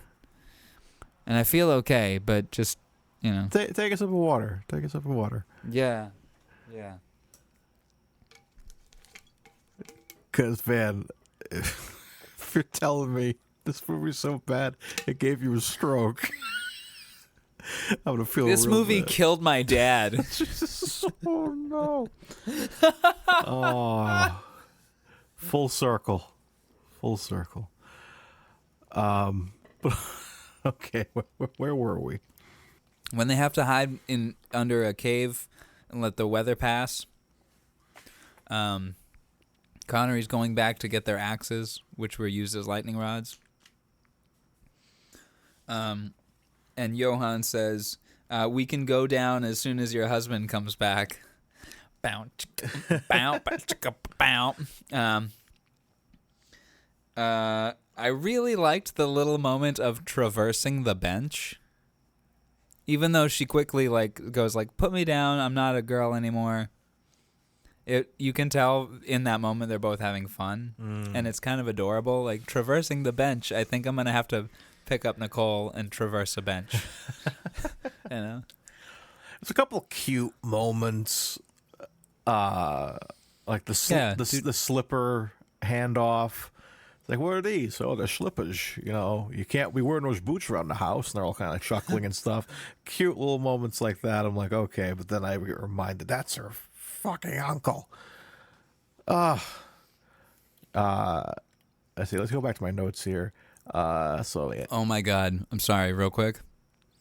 Shut your fucking face, Uncle Fucker. Nice. You're an Uncle Fucker. Yes, you do. Nobody fucks uncles quite like you.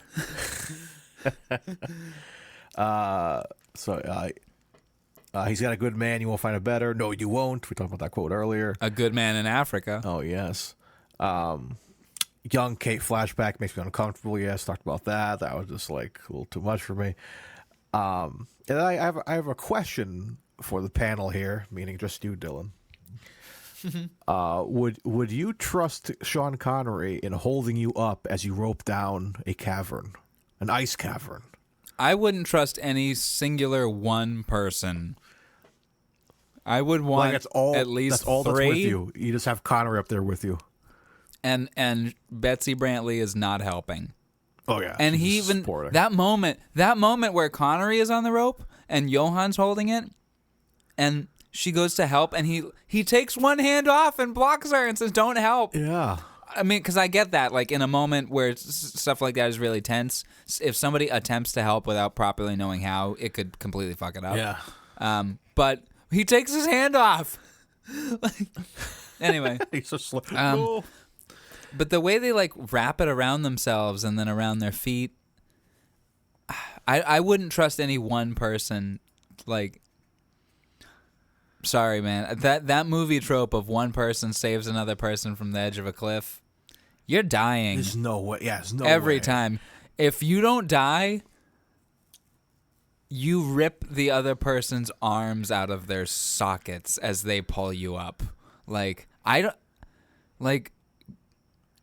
Depending on how heavy a person is. Like if you yeah, were, it depends on... If you were hanging off a cliff and I was holding on to you, like I'd probably be able to pull you up. But you might snap my shoulders. Yeah, like you might pop my arms out of their sockets. And just like I think about Connery in Indiana Jones, like, you know, Let It Go Boy, you know, all that. Like that's like you're so far over. Like if that's me, man. Yeah. They're close to the same weight in that movie, I guess. But like, man, Indy could have pulled him down that cavern. They would have gone down together, man. Like that stuff's like insane. Like I mean, they had the support in there with the rope going back to the movie, like so that kind of helps with stability. But yeah, but you're the only thing holding the rope. Yeah, and you're in snow, and it's like so if he falls, you either undo it in time, or you go too. Yeah, because it's just you. If you need to have more weight on that other side, and yet they showed that. I mean, they used the snow because it's so packed down that it's pretty sturdy. They pretty much just use the snow as their levers. Kind of reminiscent of the opening sequence in the new Indy movie. Remember with the bell? I love that sequence. I did like that sequence, though it did look like a PlayStation game. Yeah, but I like the execution of it. Like when he's attached to the bell is falling down. At one point, it's bouncing back up. It's falling down. He's untie it before. Gotta untie it real quick. It's like, oh my god, that was good, man. But yeah, that's what that kind of reminded me of. It's like, yeah, man. I'm looking forward to watching that one again. Yeah, I need to give it a watch at home. Yeah. Be able to freeze things. Analyze and turn the brightness up. Turn the fucking brightness all the way up. Yeah, that film looked like shit in IMAX. Oh yeah, it was. Didn't do it any favors. Nothing. All right, what else we got for notes? I really love the ice cave. What a gorgeous look! Hold on, I wanted to cut in the. Was it a bantha in Empire? No, what was it? The Wampa. The Wampa.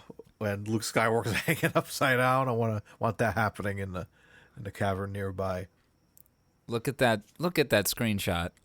Yeah, that's freaking dope. Then this one as well. I love the goggles. Yes. He's like Dr. Octavius. The power of the sun in the palm of my hand. And even his outfit in general is pretty cool. It's very Henry Jones Sr. Everyone's outfits in this are great. Everyone looks good in this movie. Yeah, but outside the incest and everything, just look at the pictures. I'm like, this could have been a young Henry Jones Sr. movie. Right? You know? Or younger. Yeah. Like maybe when Indy was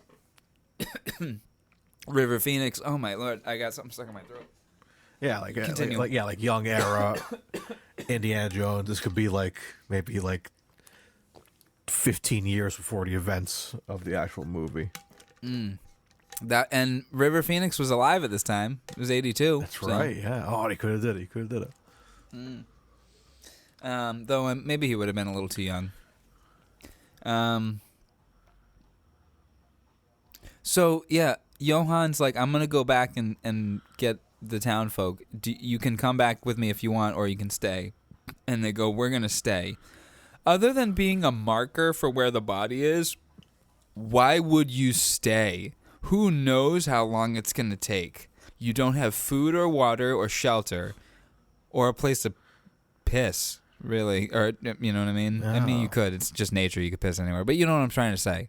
Like, if you have to poop, you're not wiping your butt. It's definitely not an excursion I would sign up for if I was at a hotel. You know what I mean? No. It's like we're gonna go because I know that's like rich white people shit. That's like we gotta go climb the Alps and shit. Like no, I will never. I'll go with a group. Like I'm not climbing shit. Only if there's a fucking trolley car. You know what I mean? Like one of those little gondolas or whatever you call them. I thought that as well. Every time they were climbing something ridiculous, I'm like, okay, every mountain that's ever been climbed, now you can build stairs. Yeah, like something. Like, so, I mean, this is the 30s. When was the first time the Alps were really climbed that frequently? You know. Let's find out. Let's give it a googe. When were the Alps first climbed? 1786. Oh, okay.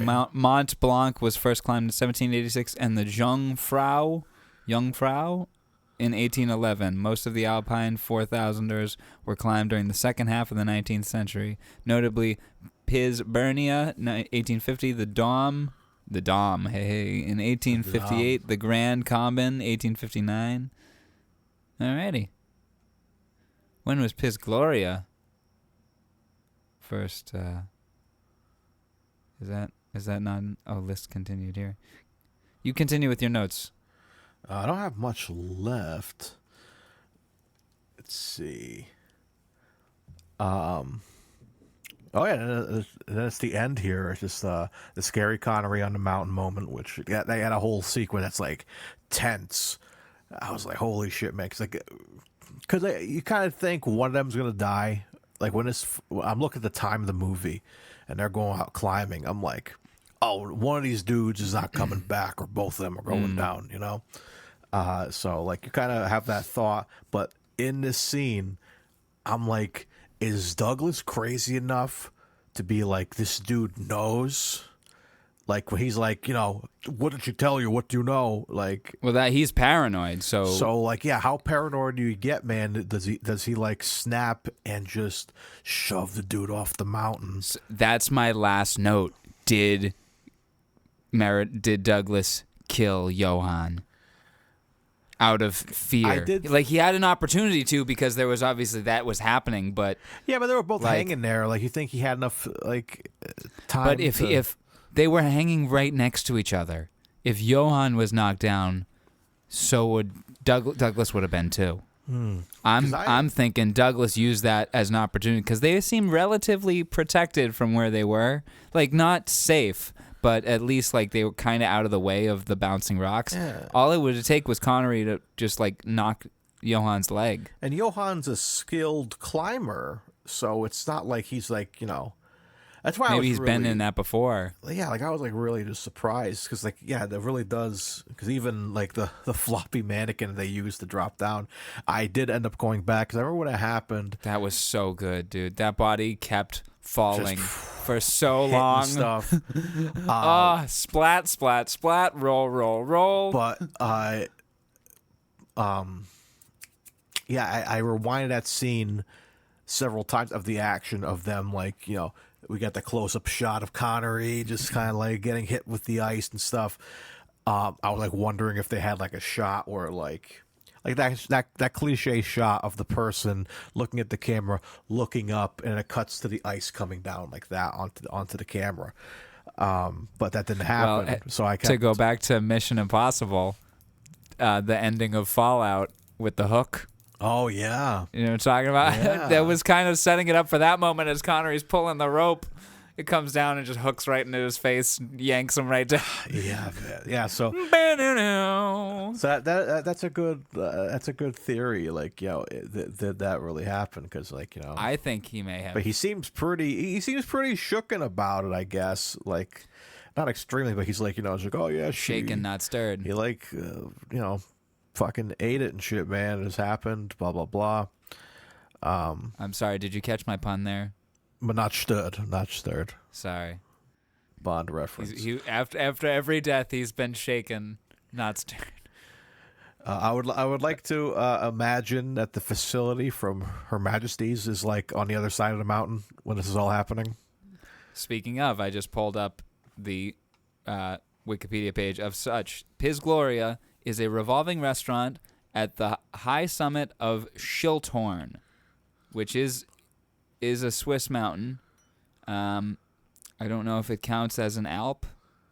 Wait, hold on. Okay, so the Schilthorn is a summit in Europe in the Bernese Alps of Switzerland. There we go. So it is in the Swiss Alps. Nice. It overlooks the valley of Lauterbrunnen in the Bernese Oberland and is the highest mountain in the range lying north of the Seinflug Pass. Forgive me, Swedish listeners. Alrighty. So yes, it. I don't know if it's nearby. What was the mountain they were on? The Maiden Mountain? The Maiden. Okay. All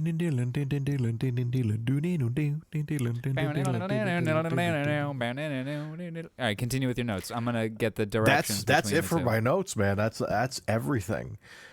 There was a lot of, because again, this is a rough viewing experience. I was more like strangling the fucking service trying to get this thing working. That I have too many notes. There was a scene. Okay, I missed this note. When he talks about, I've climbed a lot in my past. I could think that he's like James Bond, like that. He's talking about like past James Bond stories. Or he's talking about like his climbing expertise. Like, I climbed this in whatever year.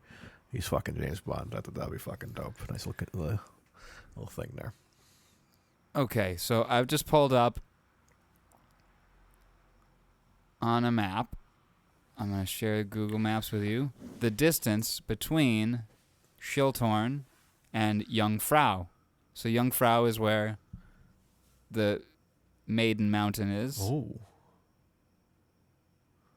So that's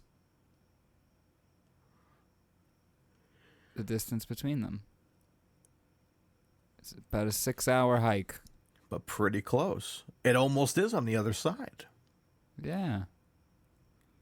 So it looks like you have to go around this big way here. Oh, but an 8-minute drive. Huh. Can you drive up the mountain? No, you have to take a cable car. Oh, there we go. That's my shit right there.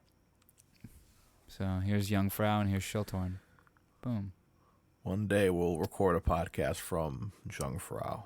I am so yeah, I'm down for that. Yeah, we can't because we can't do the Schilthorn until we do Lays and B list.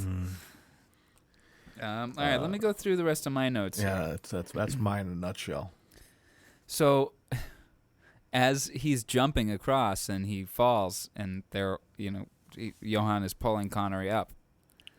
In my brain, I'm going, do I want Connery to fall? Like, am I rooting for him to die here because he's having an incestuous relationship with his niece? Also, so the first climbing scene, they're climbing up that mountain that he says is relatively easy. Johan goes up, silence. Kate goes up, silence. Douglas goes up, super tense music. Yeah, a lot of weird music cues in this movie. Okay. I like the music a lot in this movie. The music at exactly the 1 hour mark fucking slaps. It is like something out of a James Bond movie.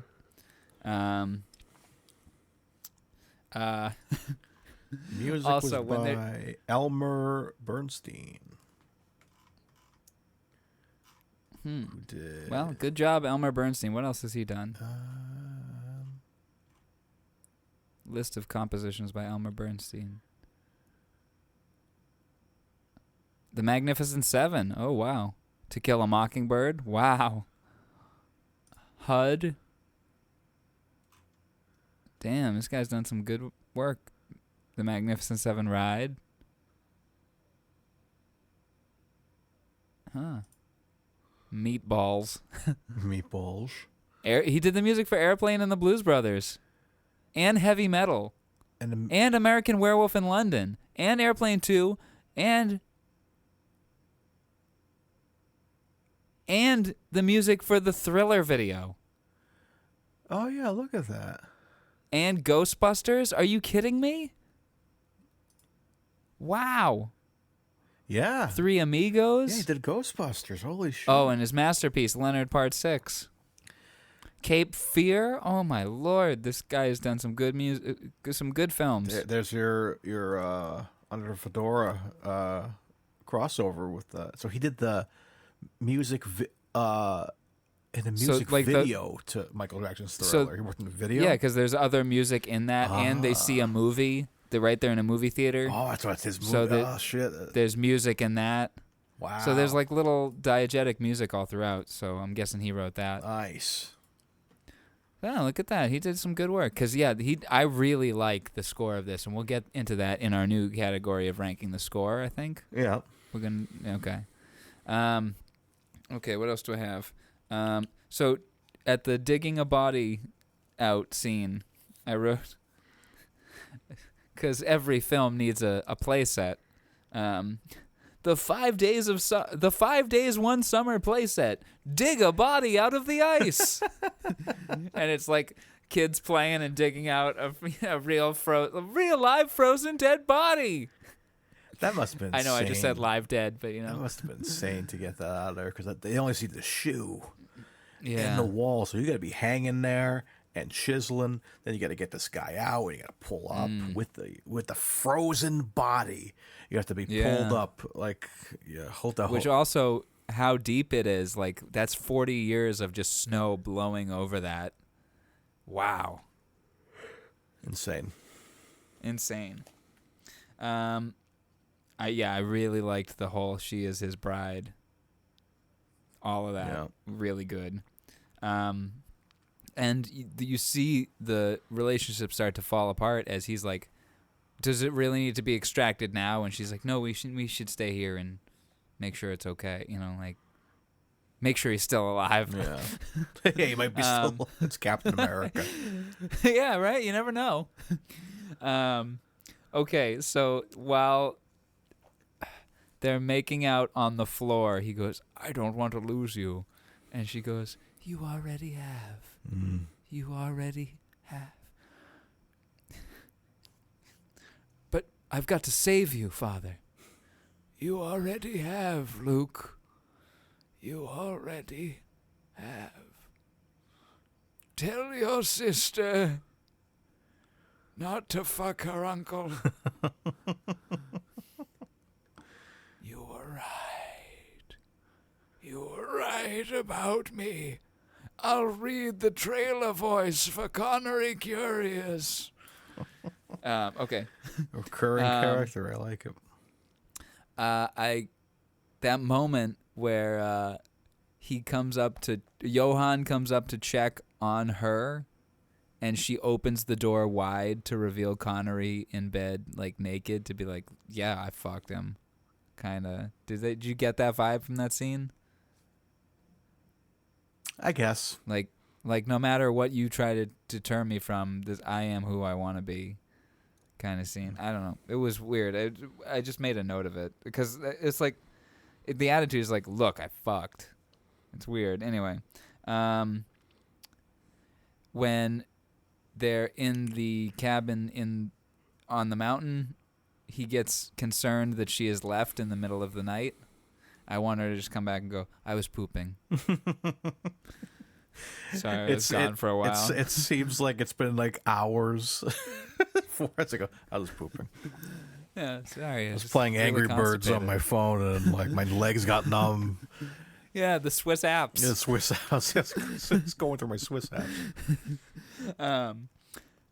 Speaking of poop, what if you have to poop while you're climbing those fucking steep mountains? I think you just do it, man.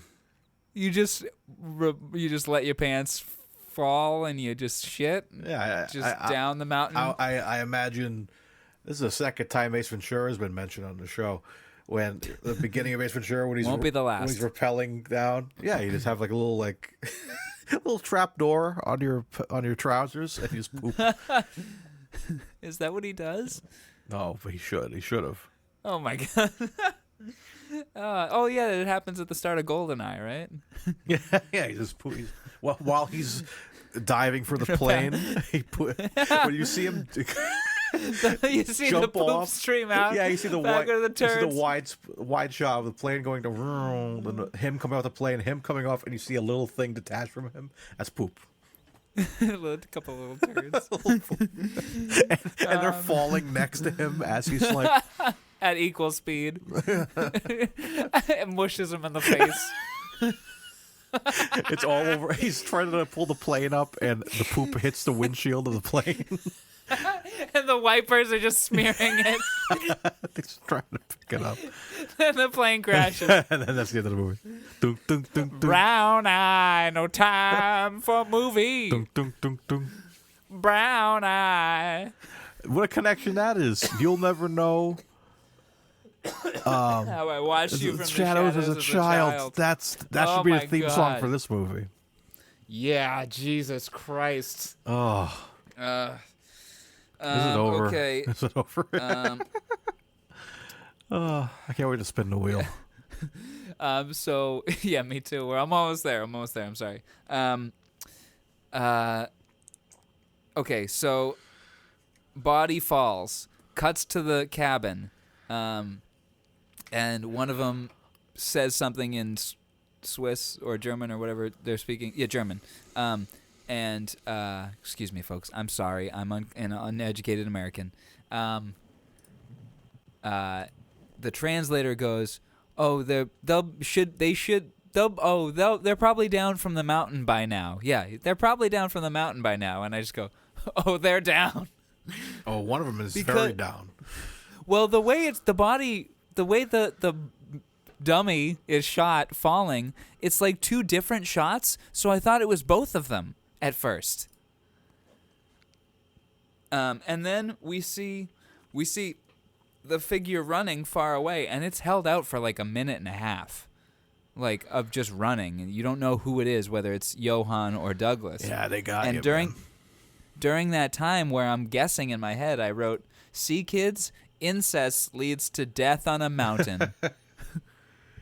Like, don't do incest, or you'll be killed in an avalanche. It's just how it goes. You see kids. Connery appear, and you cross it out. You're like, oh, never mind. It's illegal for a reason. But yeah. So like that's the big toss-up, man, for me in this film, where I do kind of wish. It's bad to say, but I think Connery passing away would have been more. I don't know. It'd be better for the ending, I feel. Because what do you think is going through Kate's head when her focus clears and she realizes, okay, it is Douglas? Do you think she's kind of like in her head? Because she's kind of like... I think she has to accept her fate at that point, that she's going to have to move on with her life. And but do you think she's like thinking for a second, shit, I kind of wish you were the one who fucking died. You know? Like, do you think that's in her head? Or she like actually like... That she wishes that Connery died? Or she like, yes. Oh, thank God you're back. You know, at least you made it, my uncle.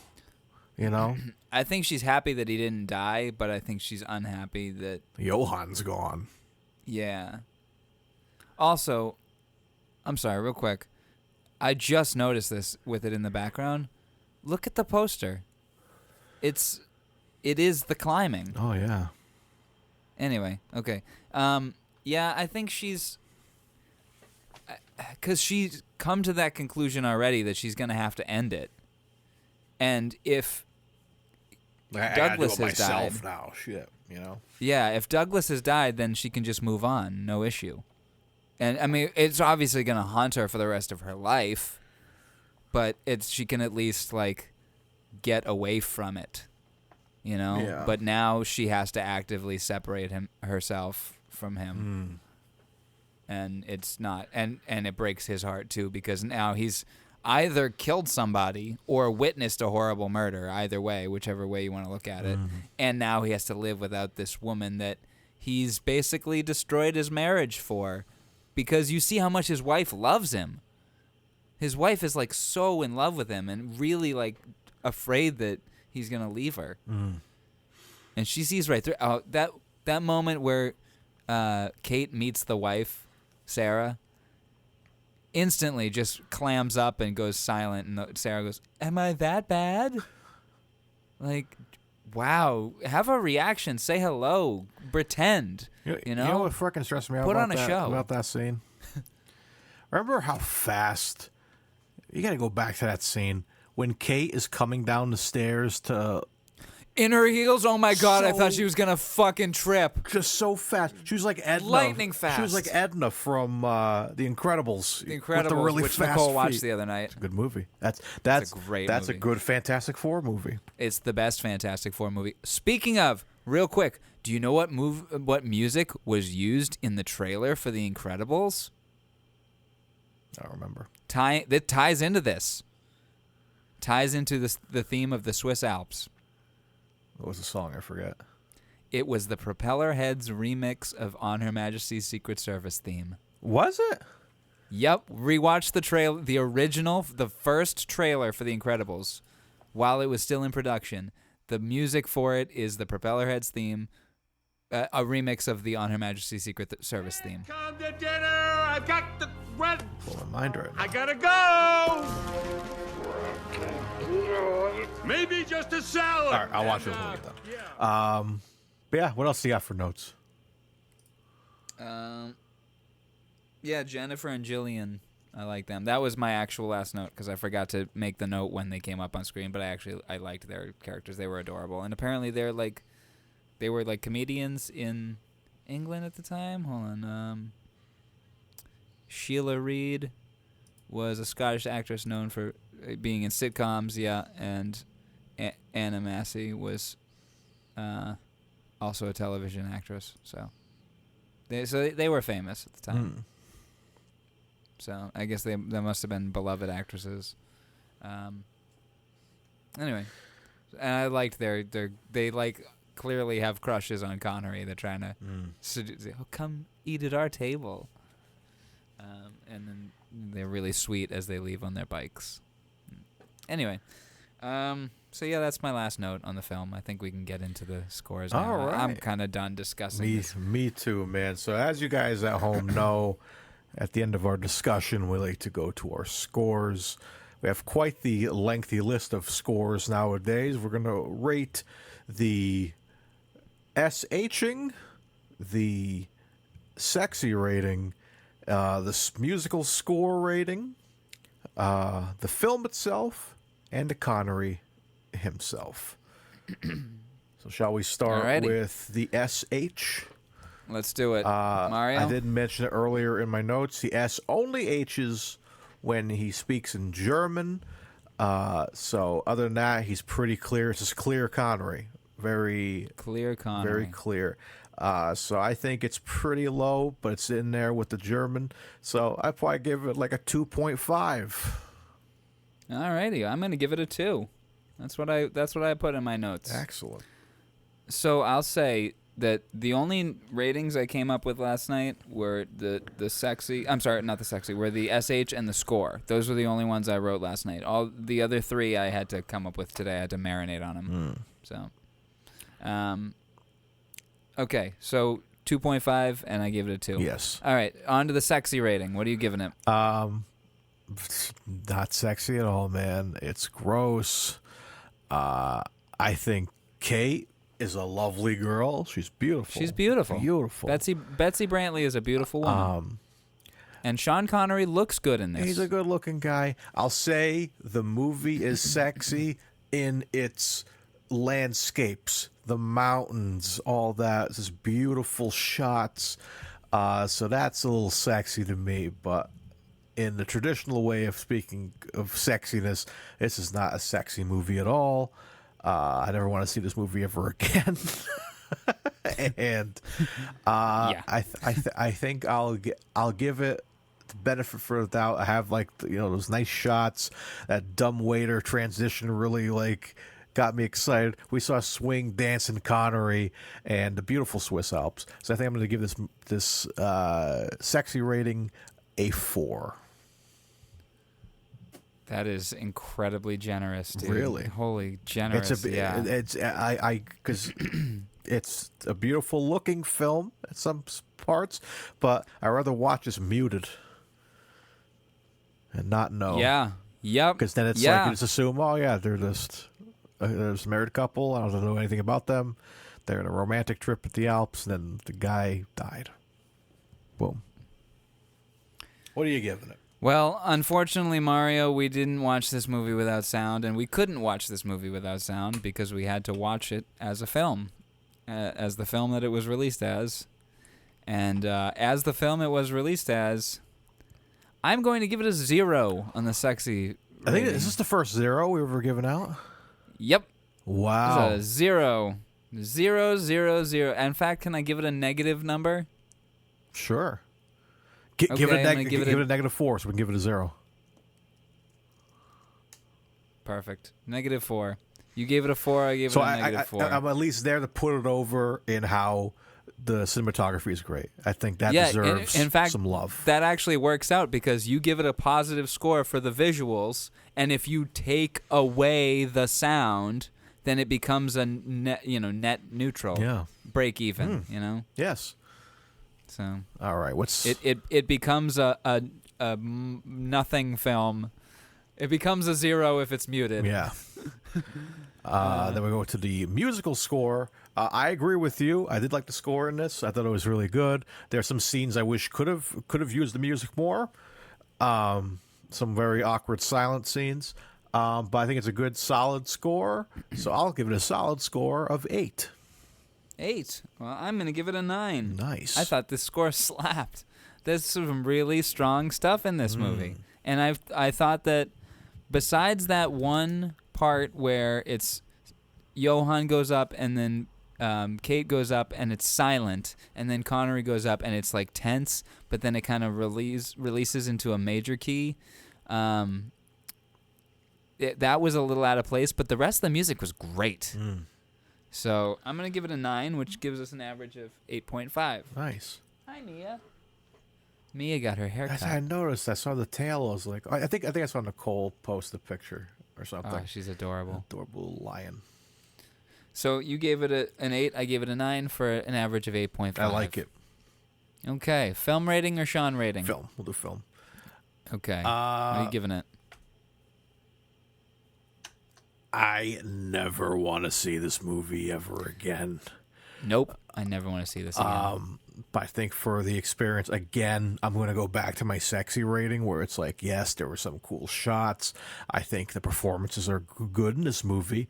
I think it's a good cast, but you can't get away from the elephant in the room. It ruins the entire dish. It ruins the entire experience. I just can't get past the incest. So I think I'll also match it with my sexy rating and give it a 4 as well. Because yes, again, the cinematography, great performances, but man, you tarnish the whole thing for me with this incest story, man. Weird, too weird for me. Yeah. I'm going to meet you almost there. I'm going to give it a 3.5. I had to think on that hard today. Be like, because there were things I enjoyed about it, Yeah, that's why I'm glad we took the day. The dancing. Yeah, the dancing's fun. Like some fun Connery moments. But yeah. The ambiance of a lot of scenes, like that train in the beginning, it's got good mood, Yeah. Yeah, I'm glad we took some time to marinate on this. Because I would not have been able to. I would have just given it instant bad ratings if I had watched it. Yeah, and we we need talked to about think about it. So yeah, I'm glad we did that as well. Because there was stuff to enjoy here. I think, yeah, you're right. This would be a better film on mute entirely. Yeah. And then you give it like Japanese dialogue, and then you translate it so it's a completely different story.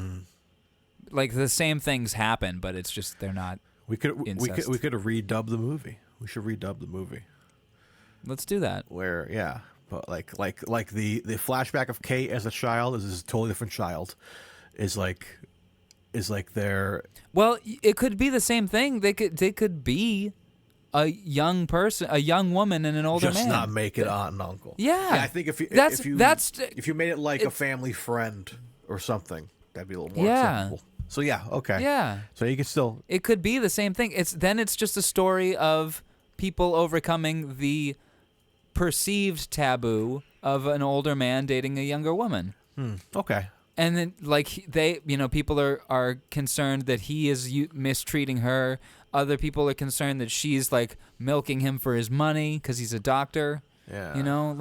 There's plot elements there that you could use entirely, And it could just be two people genuinely in love trying to overcome what people think about them, which is ultimately what this movie is. You just remove the incest. Yeah. Just make like you said, a family friend. So. All right. Or like the neighbor or something. Yeah, something not related. Or you take out the scene of her as a child at all. Yeah, just cut it out. We don't need to see it. A lot of these flashbacks were like really just hit you randomly. I'm like, oh, okay, we're here. So you have to really pay attention. But all right, I like some of the transitions. Yeah, there's some cool transitions. But okay, our Sean rating. Yes, Sean rating. What are you gonna give Sean? All right, man, Sean. Our man Sean. Man, no, our man Sean came on last week, but so yeah, it's a gross character.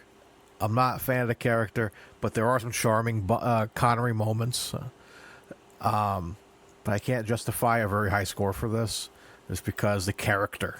It's the performance of the character. The character's just gross. I don't like the character. I don't want to see it ever again. I think I'm going to give him a 5. A 5. Oh, hold on. What? I hit 5 on Logic by accident, and it stopped my recording. Oh, okay. It's all good. I'm recording again. Okay. Let's just do the clap real quick. 1, 2, 3, 2, 2, 3, 3, 2, 3. Cool. Thank you. Sorry about that. I meant to add 5 here on the Connery Curious sheet. You're going to give him a 5. Okay. 5. Something just hit me right now. Well, before I fucked up on Logic here. He is a doctor that had a practice in India for years. Oh. And then he experiences a tragedy, and he has to move on with his life, presumably to a new place. Do you think he's the doctor from Good Man in Africa? Or Medicine Man? I'd actually... That's a bigger tragedy. The village burnt down, sure. No. I mean, like, what if the doctor that he plays in this, Douglas Meredith, like, changes his name and goes to Africa and becomes Dr. Alex Murray? That's what I'm saying. Shit. Because in A Good Man in Africa, he says that he has history working in India as a doctor. Just blew my mind. I Anyway. like that. I like it. Imagine, like, you ruined your relationship. You're a prominent doctor and businessman. You've ruined your relationship with your wife for an incestuous relationship with your niece, and you may have killed a man on a mountain. You're suspected of killing a man. So fucking move to another country and set up shop. So he moves to Kinjanja, right? Yeah. Still get a 5 for me in this movie, though. Kinjanja. Wow, I can't believe I remember that because Look at that. it's fictional. All right, yeah. So I'm gonna give Connery an 8. Whoa. Yeah, because I thought he did decently in this. He is a good actor. He committed to the role. I don't like the role. I don't like the character, but he fully committed to this fucking thing. As you can see, as he's climbing up a goddamn mountain like he's Tom Cruise, and his acting in the whole thing is really good.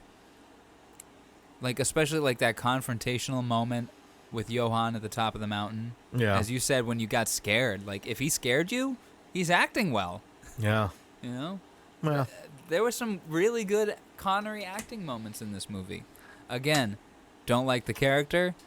No time for the incest, but yeah. he as an actor, damn good in this movie. So I'm giving him an 8, which gives us an average of 6.5. All right, and there it is. One more time to go over them. You gave the SH 2.5. I gave it a 2, average of 2.5. Our average sexy rating is a 0. Our average film rating is a 3.75. Our average score, musical score, is an 8.5. And our average Sean is a 6.5. That's all she wrote, folks. Thank God we're done with 5 days, 5 days, one summer. That I has still been- haven't seen 500 Days of Summer. Have you ever seen that movie? Oh, no, I want to. Let's watch it. Let's see if it's better than 5 Days, One Summer. I assume it's better. Probably no incest in that movie. Probably not. Let's hope. But yeah, man, that's 5 days, 1 summer for this week.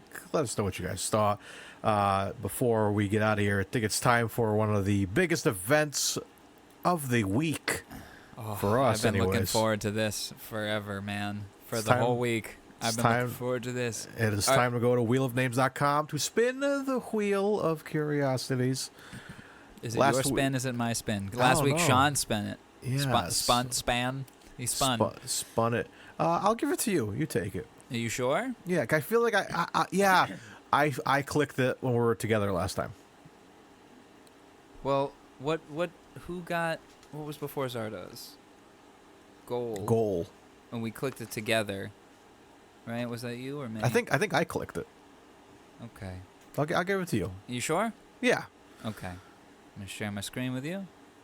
Okay, I've got them in alphabetical order here. I'm going to shuffle. You tell me when to stop. Shuffle okay? it. Every day I'm shuffling. Shuffle. All right, stop. Okay. What are you hoping for this week, and what are you not hoping for? I think I'm still in the mood for a Bond. I think it's time for a Bond again. Bondigan. What I really don't want is a documentary. I know we have at least one or two more. A spot right here at the top of the list. More? España Campo de Golf. Yes. And The Dream Factory, I think, is also a documentary. Yeah, so don't give me a fucking documentary, bro. I need more. I feel like we've reunited with him after seeing him in Zardoz. We got to hang out with him a bunch. We got to see him a lot in this. It's like, I've missed him. Let's stay with him. Let's stay with him a few more weeks. So yeah, give me a Bond wheel. I want From Russia with Love. I really want From Russia with Love. It would be cool to have Nicole on for a chat. I really want to rewatch that movie. Yeah, because that movie is so goddamn good. Yeah, every time I really see it in the rotation on like whatever app, like Prime or something, I'm like, can't watch it. I have we rewatched both Goldfinger, have the though. Blu-rays. Yeah. Oh, so, yeah, like, we can watch Goldfinger and Dr. No. Those are safe. Yeah, I can watch those whenever I want. I can watch Indiana Jones whenever I want. Yeah. But yeah, We got so 31 films we can rewatch at our leisure. so there we go, man. Yeah, we got. And the one I'm not hoping for, besides that, the documentaries, is The Red Tent. I love The Red Tent. It's a very good movie, but it's also a movie with like Swiss and German actors and ice and green hills. Like, it's very similar visually. Oh, okay. Which it's a much better movie than this, but I think visually I'm okay with this for right now. I don't need to see that again immediately. All right. You know what I mean? So also, I can't help but notice. Double check your titles. I see the Russia House is still in there. Oh, okay. Well, then we're gonna have to Resort and resort. shuffle. Okay, Russia House. Did we get anything else there? That's You see anything else? Looks good. Looks good to me. Yeah, I think we're good. We're All good. right, we're gonna shuffle again. Ready? Shuffle it. Every day I'm shuffling. Stop. Okay. And Spania Campo de Golf is back at the top. Damn it. All All right. right. Shall we go? I'm nervous. You nervous? I'm nervous but excited. I think All right. we're going to get something good. I feel it in my jellies. All right. Alrighty. Let's spin the wheel of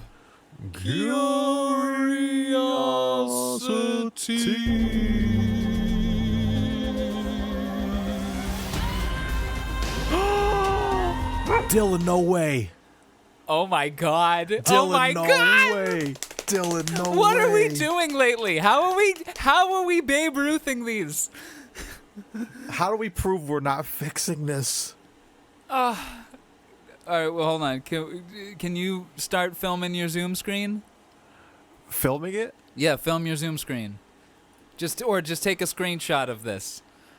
Like put our faces next to the wheel so like you can see that it's in real time. I'll print screen. I'll take a screenshot. Oh, wait, no, this way. All right. That's it's the other way for me. That's wow, insane. I'm so excited. Oh, we didn't even say it. We got From Russia with Love. From Russia with Love. Yay! I'm so excited to rewatch From Russia with Love. Woo! And we can announce our guest. You kind of announced it. Well, you can announce it since it's more your guest than mine. We shall see if it's 100% certain, but Nicole, my partner Nicole Gauthier, says that she would like to be on for this episode. So I'm hoping she's down for it because that would be fun. I'm not holding her to it if she doesn't want to or if she changes her mind. Is this one we want to watch together? I feel like we always like to watch Bonds together. Yeah, I'm down to watch it together. You down to watch it together? together? we gotta watch From Russia with Love together. But it's also one like I feel like we should watch in silence, and just like take it in because it's a good spy film. Like Zardoz, we could crack jokes all day, but like this one, I want to take it in. And this is a great soak in the espionage. And this is a great opportunity. I just thought about this. For an episode, maybe like a side episode, that'll be like the sister to this one. We should cover the From Russia with Love video game. I am so down for that. Which is Connery's last performance as Bond, technically. Do we want to just make that the next episode after From Russia with Love? We'll probably make it. Yeah, well, we'll because it's a lot. It's a big game. It's a big lot game, of game. But yeah, I have it. I have a copy of it. Do you? Yeah, I got it somewhere. Okay. Well, we can play it either way, or I've got an emulator file of it as well. Yeah. So it's exciting, man. From Russia with Love, our next film. I'm so excited. We've been doing great. We call Zardoz. We're calling this, man. We gotta keep calling them. I have no idea how that's happening at all. Like insane. What? Insane. So which ones did it happen? It happened with The Rock. It's happened with Zardoz. From Russia with Love. What else? Dr. No? Maybe? I think we said we wanted a James Bond movie, and we got Dr. No, we might have said Dr. No. Yeah, I think we said James Bond, and we landed on Dr. No. I think so, okay.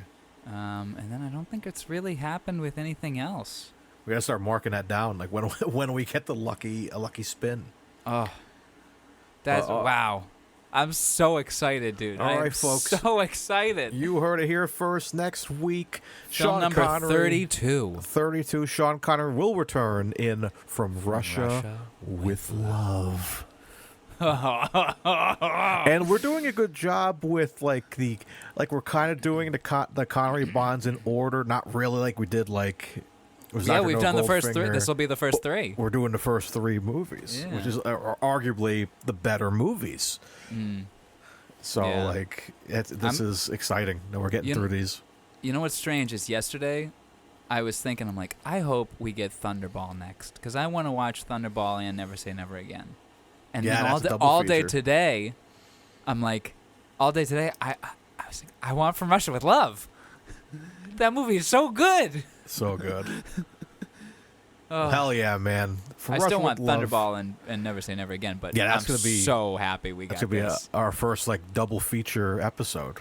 Back to so back. Happy. But all right, folks. This is going to be great. We're excited, man. Sean Connery will return in From Russia with Love, and we will also return next week with another installment of Connery Curious. Until then, real quick, hold on. I'm sorry. One more thing. We just got bingo. Look. 5 films in a row. We just got bingo. Oh, wow. The Longest Day, Dr. No, From Russia with Love, Goldfinger, Woman of Straw. Look at that. Yeah. Bingo. Connery bingo. We did it. Big But yes, until next week, guys, we will return with Sean Connery. And as always, I've been Mario Lima. And I've been Dylan Titus. And as always, folks, stay curious. Connery Curious.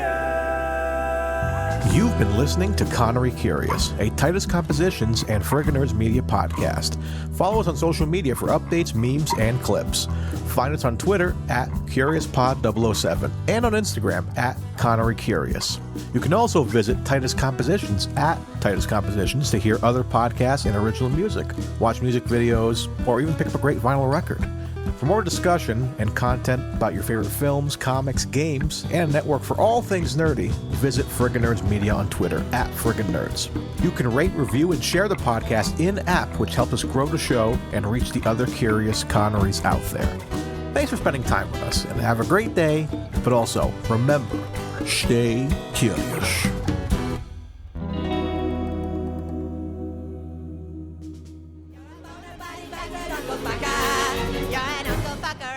You fucked your uncle yesterday. Uncle Baka, that's you.